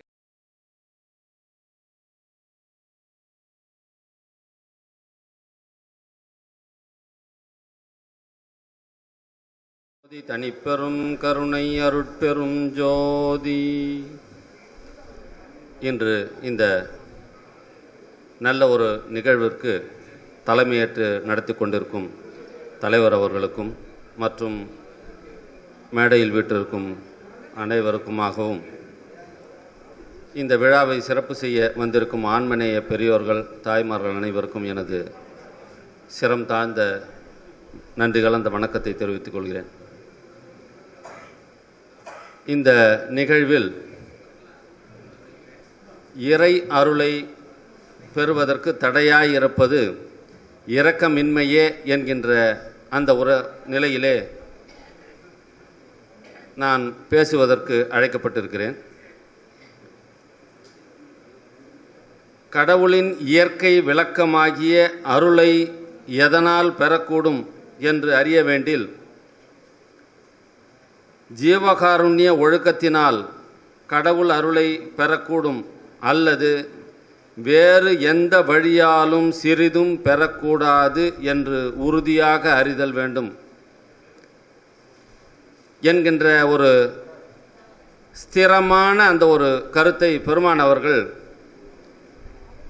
இந்த இடத்திலே கூறியிருக்கிறார்கள். ஜீவகாருண்யம் என்பதே இரக்கம், ஜீவ இரக்கம். அந்த ஜீவ இரக்கம் இல்லாது செய்யக்கூடிய எந்தவித காரியமாக இருந்தாலும் அது ஒரு வெற்று வேடிக்கையான ஒரு சம்பவமாகத்தான் கருதப்படும். ஆகவே இந்த இரக்கமின்மை என்பதற்கு இதைவிட தடையாயிருப்பது இரக்கமின்மையே என்பதற்கு இதைவிட சிறந்த சான்று எதுவும் இருக்க முடியாது. என்னை ஏறா நிலைமிசை ஏற்றிவிட்டது யாதெனில் தயவு எனும் கருணைதான் என்னை தூக்கிவிட்டது என்கின்ற அந்த ஒரு கருத்தை பெருமான் அவர்கள் சொல்லுவார்கள். பெருமான் அவர்கள் கூறி தயவு, இரக்கம், அன்பு இவை யாவும் ஒரு பொருளையே குறிக்கும். இடத்திற்கு ஏற்றாற்போல் சிறிது மாற்றங்களை கொடுக்குமே ஒழிய பொருள் என்பது எல்லாம் ஒன்றே கொடுக்கும். என்னை ஏறா நிலைமிசை ஏற்றிவிட்டது யாதெனில் தயவு தயவு அப்படின்னு சொல்லுவாங்க பெருமான். அப்போ இந்த இரக்கம்தான் அவரையே இந்த நிலைக்கு மரணமில்லா பெருவாழ்வுக்கு ஆட்கொண்டது. இதன் மூலத்தான் அருளையே பெற முடிந்தது என்பதை பெருமான் இந்த 2 வரிகளில் தெளிவாக குறிப்பிடுகிறார்கள். இந்த தயவுக்கு இன்னொரு இடத்துல சொல்லுவாங்க,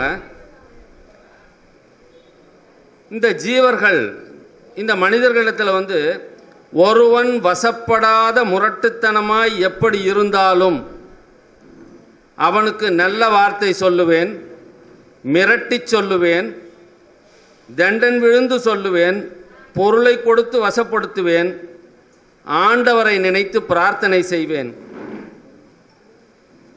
இப்படி எந்த விதத்திலாவது நல்வழிப்படுத்துவேன்றாங்க. அப்போ இவ்வளவுக்கும் அவங்களுக்கு இரக்கம் இருந்தாதான் அவங்க கிட்ட என்ன பண்ணுவாங்க, இந்த வழிகளெல்லாம் கையாண்டு அவர்களை நல்வழிப்படுத்துவதற்கு முயற்சியில் இருப்பார்கள். இரக்கமே இல்லை அப்படின்னா, அருள் விளக்கம் மட்டும் இருந்தா இவங்கிட்ட யாரையா போராடிங்கிறது போயாவும் போட்டு போயினே இருப்பாங்க. அப்போ இரக்கம் இருக்கிறதுனால தான் அவங்கள விட்டுட்டு விலகி போக மனசே வரலை. இவனை எப்படியாவது நம்ம கொஞ்சம் மேலேற்றி விட்டுடலாமா அப்படின்ற அந்த ஒரு நிலையில தான் அவங்க ஒரு 4-5 கட்டங்களாக கடைசியாக கூட பாருங்க, அந்த இரக்கம் இருக்கிறதுனால தான் இறைவங்கிட்ட கடைசியாக பிரார்த்தனையாவது செய்வேன்றாங்க. அந்த இரக்கம் இல்லை அப்படின்னு வச்சுங்களேன், அதுக்கு கூட வேலை கிடையாது. ஆகவே இந்த நிலையிலையும் அவங்க இரக்கத்தை எந்த அளவுக்கு வலியுறுத்துகிறார்கள் என்பதை இந்த நேரத்தில் குறிப்பிட விரும்புகிறேன். மண்ணுலகத்திலே உயிர்கள் தாம் வருந்தும் வருத்தத்தை ஒரு சிறிது எனினும் கண்ணுறப் பார்த்தும் செவியுறக் கேட்டும் கணமும் நான் சகித்திட மாட்டேன். இந்த சகிப்புத்தன்மை எதிலங்க வரும்? இரக்கம் இல்லையேல் சகிப்புத்தன்மை நம்மக்கிட்ட நிற்கவே நிற்காது. சகிப்புத்தன்மை நம்மக்கிட்ட இருக்கணும் அப்படின்னா இரக்க உணர்வு இருக்கிறவங்க கிட்ட தான் இருக்கும். இல்லை அப்படின்னா அவங்க மாட்டு அந்த இடத்த விட்டு வெளியே போய்க்கினே இருப்பாங்க. கண்ணுற பார்த்தும் செவியுற கேட்டும் கணமும் நான் சகித்திட மாட்டேன். என்னுறும் எனக்கே நின் அருள் வளத்தால் இசைத்த போதெல்லாம் நன்னும் அவ்வருத்தம் தவிர்க்க நல்வரம் நல்குதல் எனக்கு இச்சையந்தாய் அப்படின்னு இந்த பாடலை முடிப்பாங்க. அப்போது இந்த இரக்கத்தினுடைய மேலீடு இந்த பாடலில் எந்த அளவுக்கு வள்ளல் பெருமான் அவர்கள் அதில் தொகுத்து கொடுத்துருக்குறாங்க. அப்போ இந்த இரக்கம் இல்லை அப்படின்னா இறைவனுடைய அருளை பெறுவதற்கான சாத்திய கூறுகளே இல்லை என்பது தான் இந்த பாடல் உணர்த்துகிறது. அடுத்ததாக ஜீவகாருண்யம் விளங்கும் போது, உயிர் இரக்கம் விளங்கும் போது தாங்க ஒரு மனுஷனுக்கு அன்பே ஏற்படும். உயிர் இரக்கம் இல்லை அப்படின்னா அது ஏற்படுறதுக்கு உண்டான வாய்ப்பு மிகவும் குறைவு. ஜீவகாருண்யம் விளங்கும் பொழுது அன்பும் அறிவும் உடனாக நின்று விளங்கும்னுவாங்க. எப்போ? உயிர் இரக்கம் வந்ததுக்கு அப்புறம்தான் இது ரெண்டுமே உள்ள வருதுங்க. அதுக்கப்புறம் தான் அதனால் உபகார சக்தி பெருகும், எல்லா நன்மையும் தோன்றுன்றாங்க. ஜீவகாருண்யம் உயிர் இரக்கம் இதெல்லாம் மறைஞ்சதுன்னா அது மறைகிற போதே இந்த அன்பும் அறிவும் உடனாக நின்று மறையும். அதனால் உபகார சக்தி குறையும், எல்லா துன்பங்களும் சேருன்றாங்க. அப்போ இந்த அளவுக்கு அந்த உயிர் இரக்கத்தை எடுத்து சொல்கிற போது அந்த இறைவனுடைய நிலைய அருளை அடைய வேண்டுமெனில் இந்த உயிர் இரக்கம் மிகுதியாக தேவை என்பதனை இந்த வார்த்தைகளில் விளக்கியுள்ளார்கள். அதே போல் பார்த்திங்கன்னா இந்த மனுமுறை கண்ட வாசகத்தில் அந்த 44 வகையான பாவங்களை தொகுத்து கொடுத்துருப்பாங்க. அப்போ இந்த 44 வகையான பாவங்களையும் அறிவு விளக்கத்தினால செய்கிறானா இரக்கமின்மையினால செய்யறானா? நல்லா யோசிச்சு பாருங்க. இந்த தவறுகளை எல்லாம் செய்யும் பொழுது அறிவு விளக்கத்தினால் தான் வசதியாக வாழ்வதற்காகவும் துஷ்பிரயோகம் செய்வதற்காகவும் இந்த அறிவு விளக்கத்தை பயன்படுத்தி தவறான செயல்களில் ஈடுபட்டு அந்த பாவங்களை அனைத்தையும் சேர்த்துக் கொள்கிறான். இரக்கம் என்பது அவனிடம் இருந்திருந்தால், வள்ளல் பெருமான் சொல் என்ன பாவம் செய்தோனோ, அப்போ இந்த இரக்கம்ன்றது இருந்திருந்தா இத்தனை பாவங்களையும் செய்வதற்கு அவனுக்கு எண்ணம் துணிவு வராது என்பதனை இந்த மனுமுறை வந்த வாசகத்தின் மூலமாக பெருமான் அவர்கள் மிகவும் தெளிவாக எடுத்து கூறுகிறார்கள். அடுத்ததாக பார்த்தீங்கன்னா, உயிர்கொலையும் புலைப்புசிப்பும் உடையவரெல்லாம் உறவினத்தார் அல்லர், அவர் புறையினத்தார். உயிர்கொலையும் புலைப்புசிப்பும் உடையவரெல்லாம் உறவினத்தார் அல்லர். அவன் நம்ம உறவு இல்லை, சரி போகட்டும். அவர்க்கு பயிர்ப்புறும் ஓர் பசி தவிர்த்தல் மாத்திரமே புரிக, அந்த ஜீவன் வாழ்வதற்கு இறந்து போவாத இருக்கிறதுக்கு ஏதோ கொஞ்சம் சாப்பாட்டை போட்டு காப்பாற்றிடுவோம்.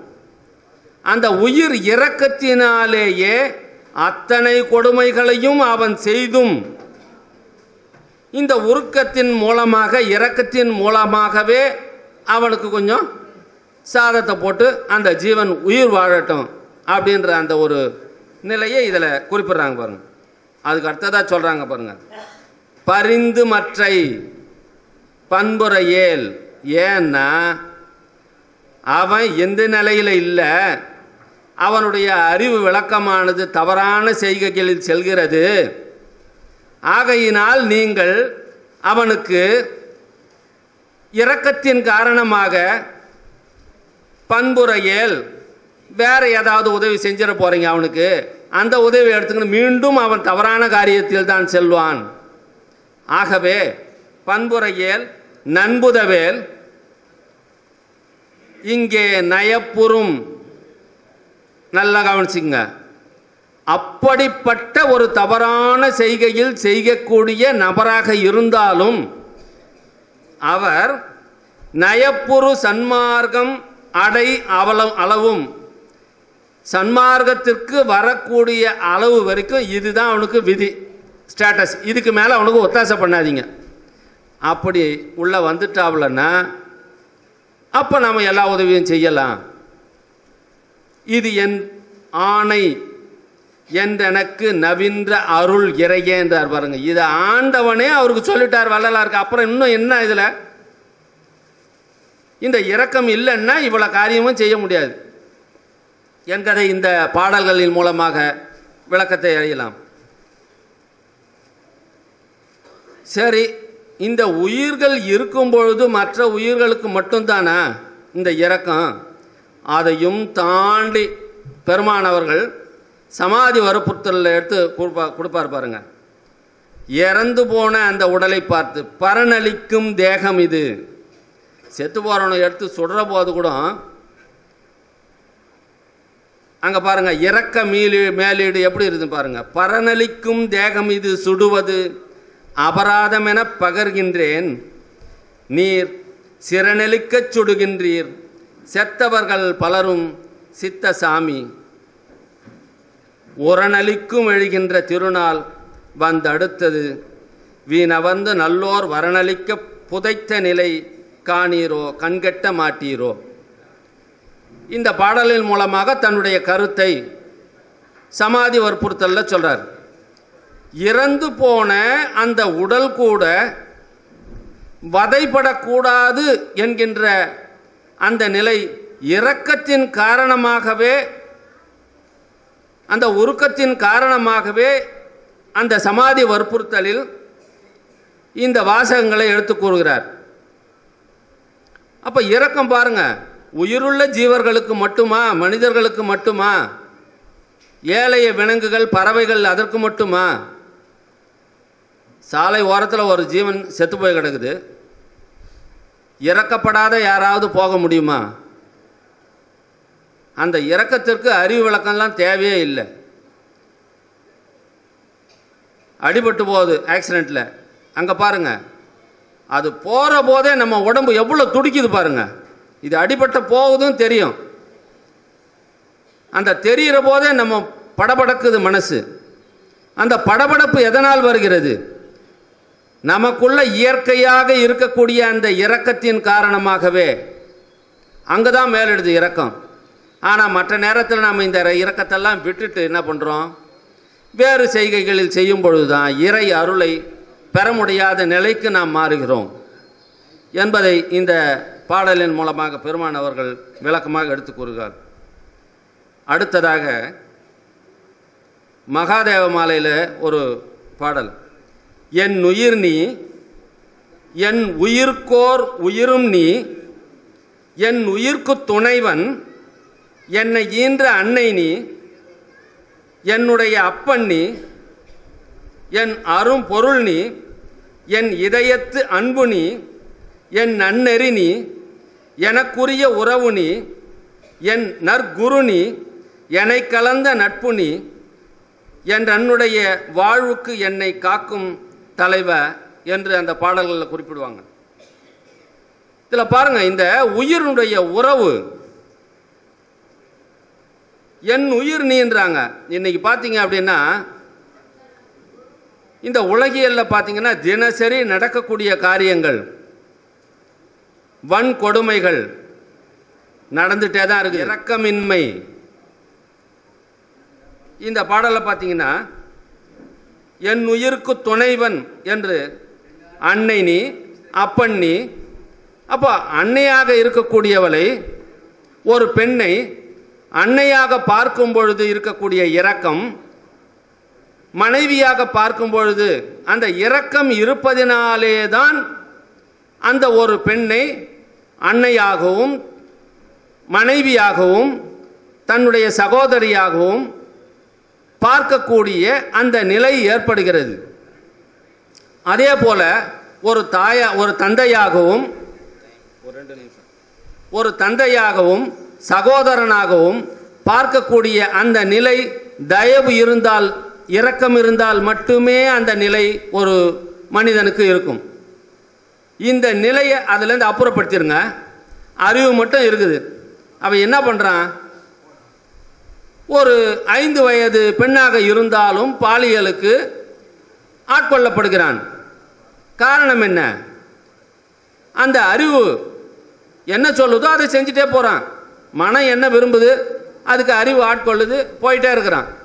ஆனால் ஜீவ இரக்கம், அந்த இரக்கம் இருந்ததுன்னா இந்த தவறுகள் செய்வதற்கு வாய்ப்பே அற்று போய்விட்ட நிலை ஏற்படும் என்பதை இந்த பாடலின் மூலமாக உணர்த்துகிறது என்பதை இந்த நேரத்தில் கூறிக்கொண்டு, மாணவர்கள் இரக்கமே என் உயிர் எல்லாரும் சொல்லியிருக்காங்க. இரக்கமே என் உயிர், இரக்கம் நீங்கிடில் என் உயிரும் நீங்கிடுன்றாங்க.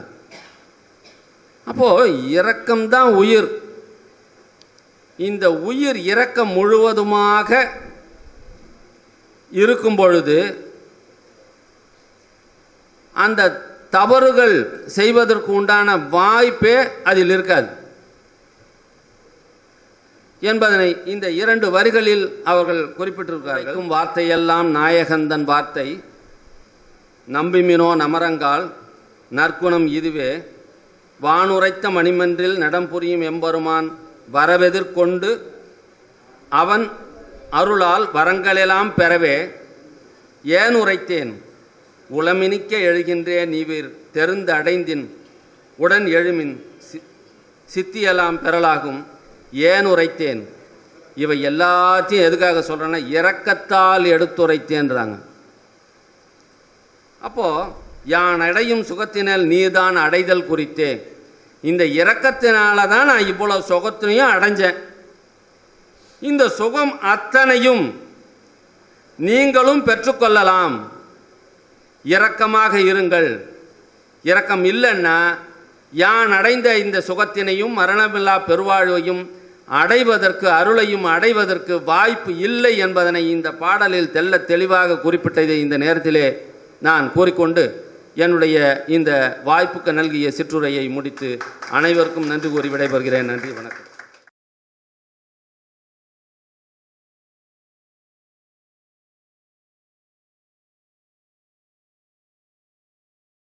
பெரும் ஜோதி தனிப்பெரும் கருணை அருட்பெரும் ஜோதி. அன்பார்ந்த சன்மார்க்க பெரியோர்களே, தாய்மார்களே, இங்கே மேடையிலே வீட்டிற்கும் சன்மார்க்க சான்றோர் பெருமக்களே, அனைவருக்கும் வந்தனம். கடவுள் இறையருளை பெறுவதற்கு நம்மிடத்தில் தடையாயிருப்பது இரக்கமின்மையா, அறிவு விளக்கமின்மையா என்ற இந்த தலைப்பில் நம்முடைய ஆன்மநேய சகோதரர்கள் அனைவரும் நன்றாக அவருடைய கருத்தை பதிவு செய்தார்கள்.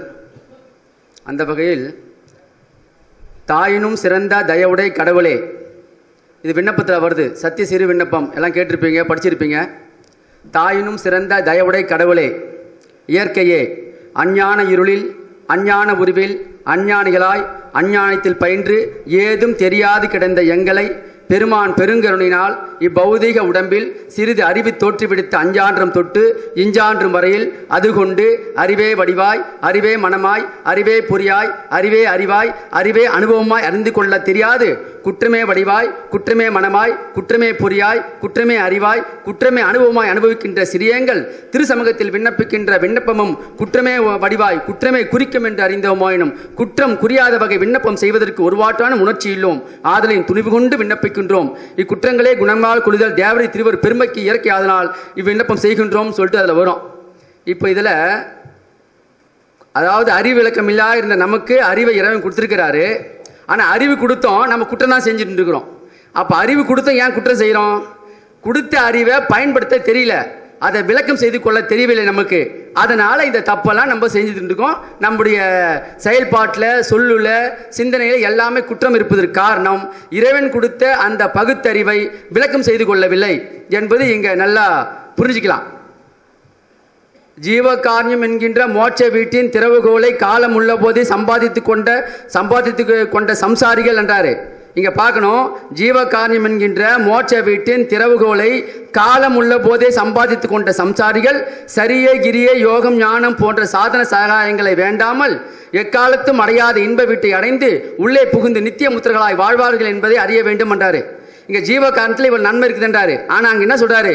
ஜீவகாரியம் என்கின்ற திறவுகோலை காலம் உள்ள போதே சம்பாதித்து கொண்ட சம்சாரிகள். அப்ப காலம் நம்மளுக்கு எவ்வளவு இருக்குது? இந்த மனித தேகத்தை பெற்றுக்கொண்ட நமக்கு காலம் சிறிது, மிஞ்சி போனா 100 வருஷம், அது கூட இந்த காலத்துல கிடையாது. அப்படி இருக்கும்போது இந்த காலத்துக்குள்ளே நம்ம என்ன பண்ணணும்? அந்த ஜீவகாரணத்தினுடைய உண்மை தன்மையை தெரிந்து அதுபடிக்கு ஜீவகாரணத்தை செய்யணும். அப்ப எப்ப செய்ய முடியும்? அறிவில விளங்கிக்கணும். அறிவில விளக்கம் செய்து கொண்டு இதுதான் ஜீவகாரண்யம், வள்ளலார் சொன்னது இதுதான் அப்படி உணர்ந்து கொண்டு அதுபடிக்கு செய்தால் நமக்கு மேன்மை உண்டு. அது இல்லாத நேரத்தில் நம்மளுக்கு அறிவு விளக்கம் பெற்றுக்கொள்ளாமல் நம்ம செய்கின்ற செயல்பாடெல்லாம் வீணாக தான் போயிட்டு இருக்கோம். இப்போ இன்னொன்று பாருங்க, புண்ணிய பூமிகளை வளம் செய்தல், புண்ணிய தலங்களில் வசித்தல், புண்ணிய தீர்த்தங்களில் ஆடல், புண்ணிய மூர்த்திகள் தரிசித்தல், யாகம் செய்தல், ஜபம் செய்தல், விரதம் செய்தல், பக்தி செய்தல் போன்ற சரியை கிரியை செய்கின்ற பக்தர்களும் இருடிகளும்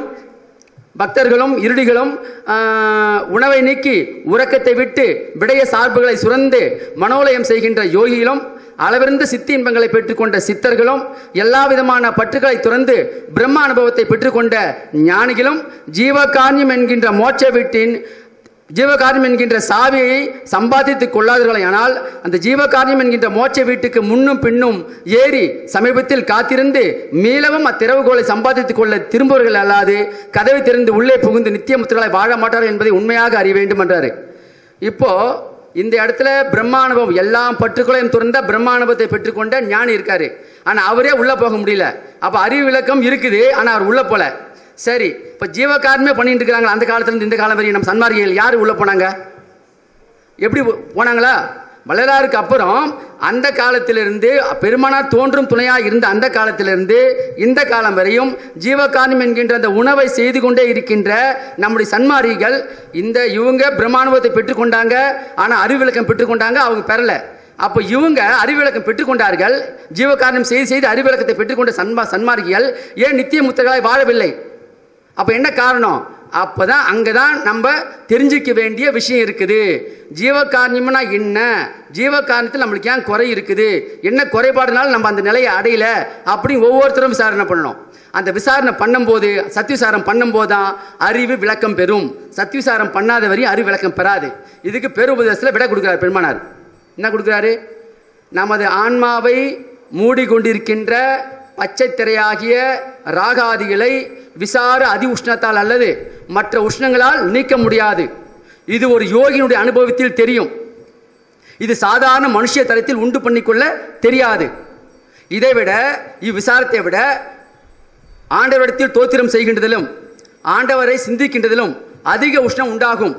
ஒரு யோகி மலை, வனம், முளை முதலியவற்றிற்கு போய் 100 வருஷம் 1000 வருஷம் தவம் செய்து இந்த சுத்த உஷ்ணத்தை உண்டு பண்ணி கொள்கின்றார்கள்.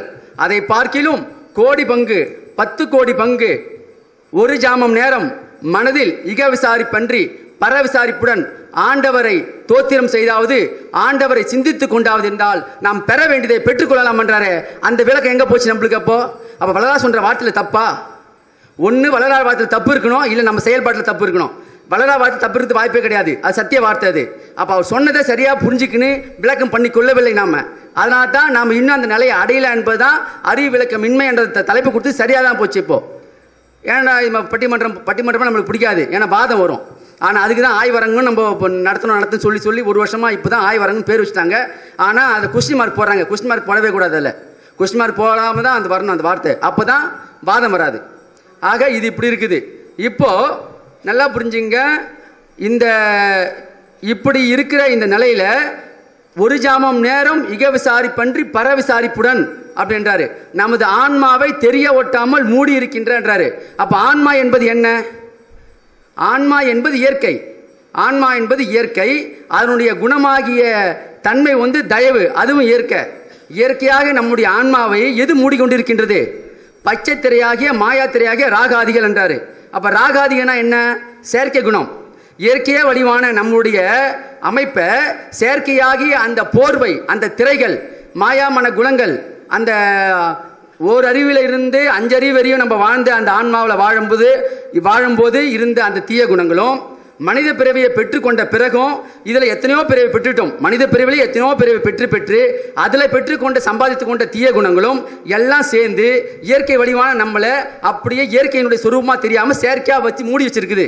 அந்த செயற்கையான திரையில் முதல் திரை கருமை திரை என்றாரு. அந்த கருமை திரை ஃபர்ஸ்ட் நீங்கணும்ன்றாரு. அதுதான் இங்கே சொல்றாரு பெருமானார். நமது ஆன்மாவை தெரிய ஒட்டாமல், அதாவது இயற்கை வடிவனாகிய நம்மை தெரிய ஒட்டாமல் மூடி இருப்பது பச்சை திரையாகிய செயற்கை குணங்கள். அது நீங்கணும். அந்த திரை என்ன சொல்றாரு? கருவின் மாமாயை கரும் பெரும் திரையால் அரசதி மறைக்கும் அருட்பெரும் ஜோதி. அப்பேற்பட்ட அழுத்தமான திரை, தடிமமான திரை என்றாரு. ஏன் அது அழுத்தமான திரை, தடிமமான திரை? பல பிறவிகளில் சம்பாதித்துக் கொண்ட ஆன்மாக்கள் சம்பாதித்துக் கொண்ட தீய குண பழக்க வழக்கங்கள் அப்படியே நம்ம விட்டு போகாம எல்லா விதமான பற்றுகளிலும் இருக்கிறதுனால நமக்கு அந்த உண்மை தயவு வெளிப்படவில்லை. சாப்பாடு போடுறோம், இறக்கம் காட்டுறோம், எல்லாம் வாசிடுவோம், அதில் ஏதோ ஒரு குறை மட்டும் உண்டு என்பது நிச்சயம். நானே வளரா சொல்றாரு, நான் என் இறக்க முடிவில் உயிரும் உருவன்றாரு. அப்ப ஏன் அவர் இறக்க உருவில் உயிரும் உருவன்றாரு? அவர்கிட்ட எந்த விதமான செயற்கை குணமே கிடையாது. அவர் இயற்கை வடிவன். ஏன் இயற்கை வடிவன் எப்போ ஆனாரு? செயற்கை குணங்களே இல்லாதனால அவர் இயற்கை வடிவனா இருக்காரு. அப்போ நம்மளுக்கு செயற்கை குணம் இருக்கிறதுனால தான் விசாரம் செய்து அந்த விசாரத்தின் மூலமாக உண்டாகின்ற சுத்த உஷ்ணத்தை கொண்டு அதை நிவர்த்தி செய்து கொள்ளுகின்றாரு. அதை பத்தி நம்ம விளக்கம் பண்ணோமா? அப்போ சுத்த உஷ்ணம் என்பதே உண்டாவதற்கு ஏதுவாகத்தான் வள்ளல் பெருமானாரு இந்த விஷயத்தை கொடுக்கிறார். எதை கொடுக்கிறாரு? அன்போடு ஆண்டவரை தோத்திரம் செய்க அப்படி சொல்றாரு. அப்போ அன்போடு ஒரு ஜாமம் நேரம் என்றாரு. அந்த ஒரு ஜாமம் நேரம் மனசுல எந்த விதமான நினைப்பும் உலகத்தை பத்தி இருக்கக்கூடாது. ஆண்டவனுடைய அருளை அடைய வேண்டியதே நம்முடைய நோக்கமாக இருக்கணும்ன்றாரு. அப்படி இருந்தால் அது சுத்த உஷ்ணம் உண்டாகி அதன் மூலமாக நம்முடைய செயற்கை திரை, மாயா திரைகள், செயற்கை குணங்கள் ஒன்னொன்னா விடுபடும். இதை யோகிகள் தவம் செய்து உண்டாக்கினாங்க. அப்படி தவம் செய்து அந்த சுத்த உஷ்ணம் உண்டாக்கி அதன் மூலமாக அந்த கெட்ட குணமெல்லாம் அவங்க போயிட்டு அவங்க உத்தமர்களாக வாழ்ந்தாங்க. நல்லோர் சொல் யோகாந்த பதிகள் பல கோடி என்ற வளராரு. நல்லார் சொல் யோகிகள் நல்லவர்கள் உத்தமர்கள். எப்படி அவங்க தவம் செய்து அந்த சுத்த உஷ்ணத்தின் மூலமாக திரையை விளக்கிக்கினாங்க. நம்மளால் அது செய்ய முடியாது. இதை சாதாரண மனுஷ தரத்தில் உண்டு பண்ணிக்கொள்ள தெரியாது, முடியாது. அதனால் நீங்கள் அதில் முயற்சி பண்ணுறதை விட நீங்கள் ஆண்டவரிடத்தில் ஒரு ஜாமம் நேரம் செய்யுங்கன்றாரு. நம்ம ஒரு 100 வருஷம் ஆழ வச்சுங்க, ஒரு நாள் ஒரு ஜாமம் நேரம் நம்மளால் பக்தி செய்ய முடியாதா, அன்பு செய்ய முடியாதா? இப்போ வல்லார் வார்த்தை சத்தியம் இருக்குது இல்லையா, அதே நம்ம கண்டுபிடிக்கல. நம்முடைய அறிவுக்கு இன்னும் வள்ளலார் சொன்ன சத்திய கருத்து நம்முடைய அறிவில் விளங்கவில்லை, விளக்கம் பெற்றுக்கொள்ளவில்லை. இதுதான் உண்மை. என்னோடு இதுகாறு பழகியும் சன்மார்க்க ஒழுக்கம் இன்னதென்று தாங்கள் அறிந்து கொள்ளவில்லை.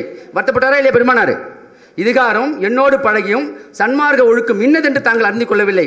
ஏன் அறிந்து கொள்ளவில்லை? அவங்க எல்லாரும் சாதி சமயம் மதம் ஆச்சாரம் குலாச்சாரம் அந்த ஆச்சாரம் இந்த ஆச்சாரம் எல்லாத்திலும் ஊறி போனவங்க அந்த காலத்தில். அதனால வள்ளலார் சன்மார்க்கத்தை சொல்றாரு, அப்பா இரக்கத்தின் மூலமாக அருளை அடையலாம் அப்படின்னு சொல்றாரு. இன்னும் இருந்தாலும் இரக்கம் அன்பு தயவுன்றாரு. அந்த விளக்கம் வரல, அந்த அறிவு விளக்கம் வரல. ஏன் அந்த அறிவு விளக்கம் வரலனாக்கா அது தடையா இருப்பது இது போல பற்றுக்கள். அதனால்தான் நான் இப்போது ஆண்டவர் என்னை ஏறார் நிலைமை ஏற்றிருக்கின்றார். இது எல்லாம் எல்லாவற்றையும் விட்டுவிட்டிருந்தால் வந்த லாபம் என்றாரு. நீங்கள் என்னை போல் விட்டுவிட்டால் பெருத்த லாபத்தை பெறுவீர்கள். ஆனால் விடாமல் வித்துக் கொண்டிருக்கின்ற உங்களால் இதுவரை ஏதாவது பெற முடிந்ததா? திருப்பி நம்மளை கேள்வி கேட்கிறாரு. அப்ப எதை பிடிச்சிட்டு இருக்கிறோம்? எல்லா விதமான பழக்க வழக்கம் நம்மகிட்ட இருக்குது, ஒன்று கூட போல. அப்போ போகாம எப்படி நம்முடைய அறிவிலக்கம் பெறும்? அறிவிலக்கம் பெற்றுக்கொண்டால்தான் நம்முடைய தயவே முழுமையாக வெளிப்படும். பூரண தயவு என்பது செயற்கை குணம் இருக்கிற வரையும் அது வெளிப்படாது, தயவு வெளிப்படாது. செயற்கை குணம் நம்மகிட்ட இருக்குது, இல்லைன்னு மறுக்கவே முடியாது. அப்படி இல்லைன்னு மறுத்தாக்கா வள்ளலார் சொல்ற வார்த்தையில் தப்பாயிடும். அந்த வார்த்தை சத்திய வார்த்தை. அப்போ நம்ம கிட்ட தான் குறை இருக்குது. ஆகவே விளக்கம் சத்திய விசாரம் செய்து தான் உண்மையை உணர்ந்து கொண்டு தான் நாம் மேலேற முடியும். எல்லாத்துக்கும் தான் இறக்கம் இருக்குது. சிங்கத்துக்கு இறக்கம் இருக்குது, புலிக்கு இறக்கம் இருக்குது, எல்லாத்துக்கும் இறக்கம் இருக்குது. அதுதான் பால் கொடுக்குது, இன்னொரு ஜீவனை கொண்டாந்து அடிச்சு இன்னொரு ஜீவனுக்கு கொடுக்குது. அதெல்லாம் செய்யுது, அதெல்லாம் அறிவு இருக்குது, செய்யுது. நாம் அது மாதிரி செய்ய முடியுமா? நம்ம அறிவில் விளக்கம் இருக்குது. அப்போ அறிவு விளக்கத்தை சத்விசாரம் செய்து நாம் அந்த அறிவு விளக்கத்தை பெற்றுக்கொண்டால்தான். ஏன்னா வள்ளலார் இவ்வளோ சொல்லியிருக்கார் தீர்க்கமா, இதுவரை நம்மளால் ஏன் அடைய முடியல? அப்போ இன்னும் குறை, நம்ம செய்கிற செயல்பாட்டில் ஏதோ குறை இருக்குது என்பதை உண்மையை உணர்ந்து கொண்டு அந்த உண்மையின்படி நாம் வாழ்வதற்கு முயற்சி செய்ய வேண்டும். அப்படி பண்ணாக்கா நம்மளுக்கு எதுவுமே இல்லை. இப்போ பாருங்க, வள்ளல் பெருமானார் ஒரு மேட்டுக்குப்பத்தில் சொல்லும் போது சொல்கிறாரு, அவரை வியாபாரின்னு சொல்லுவாங்க. அதாவது வள்ளல் பெருமானார் கடை விரித்தேன் கொள்வார் இல்லை கட்டி வைத்தேன். இந்த ஒரு வார்த்தை ஆரம்பத்தில் எனக்கும் அதில் உடன்பாடே கிடையாது. இதெல்லாம் பெருமான் சொல்கிறதுக்கே வாய்ப்பு இல்லை. அவர் சொல்லியிருந்தாக்கா இப்போ சன்மார்க்கம் உலகம் முழுக்க பரவுமா அப்படிலாம் சிந்தனை உண்டு. ஆனால் வள்ளலார் 2 வார்த்தை சொல்லியிருக்காரு. ஏற்க சொல்ல போது இதுகாரம் என்னோடு பழகியும் சன்மார்க்க ஒழுக்கம் மின்னதென்று தாங்கள் அறிந்து கொள்ளவில்லைன்னு சொல்லும் போதே அதில் இந்த குறிப்பு அதில் வருது. அதுக்கப்புறம் இன்னொன்று சொல்லுவார். அதில் அதுலேயும் அதே மாதிரி இதே சென்டென்ஸ் தான் வரும். அது டக்குன்னு மறந்துட்டேன். இப்போது கடைவிரித்தேன் கொள்வார் இல்லை கட்டிவிட்டேன்னாக்கா ஒன்றும் தப்பான பெருமானார் சொல்லலை. அது நம்ம வருத்தப்பட வேண்டிய விஷயமே கிடையாது. நாமெல்லாம் வெக்கப்படணும். அப்படி ஒரு கால் வள்ளலார் சொல்லியிருந்தாக்கா நாமெல்லாம் வெக்கப்படணும். என்ன தெரியுங்களா? இப்போ ஒரு வியாபாரி இருக்காரு, அவர் தோட்டத்தில் நல்ல காய்கறி விளைஞ்சுது, அதை எடுத்துக்கின்னு போயிட்டு ஒரு சந்தைக்கு போகிறாரு, வியாபாரம் பண்ணுறோம் வச்சுங்க.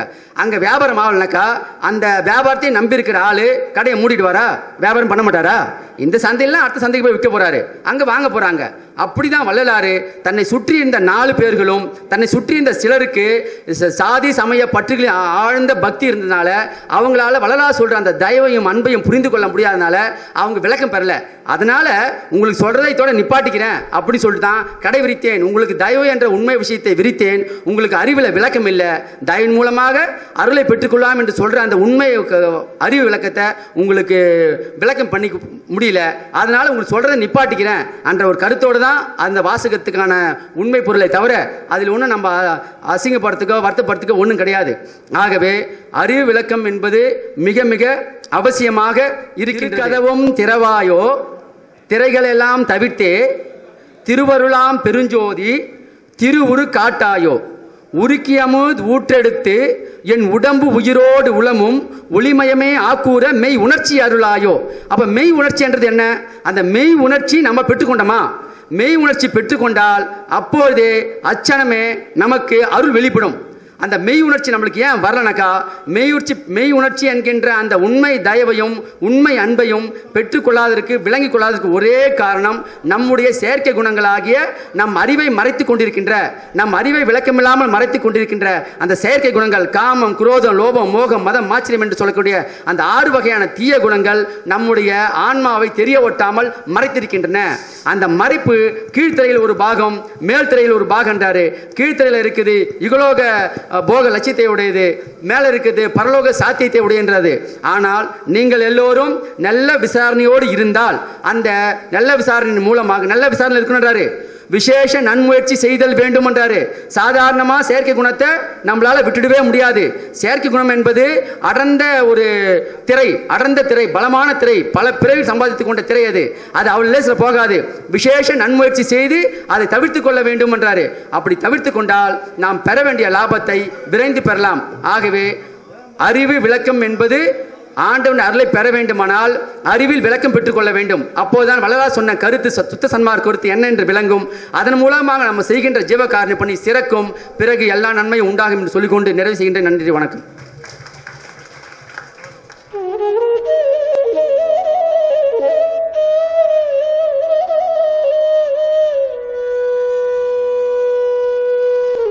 உலகம் தழைக்க ஓர் நெறி, அதுவே சன்மார்க்கம் எனும் தயா நெறி.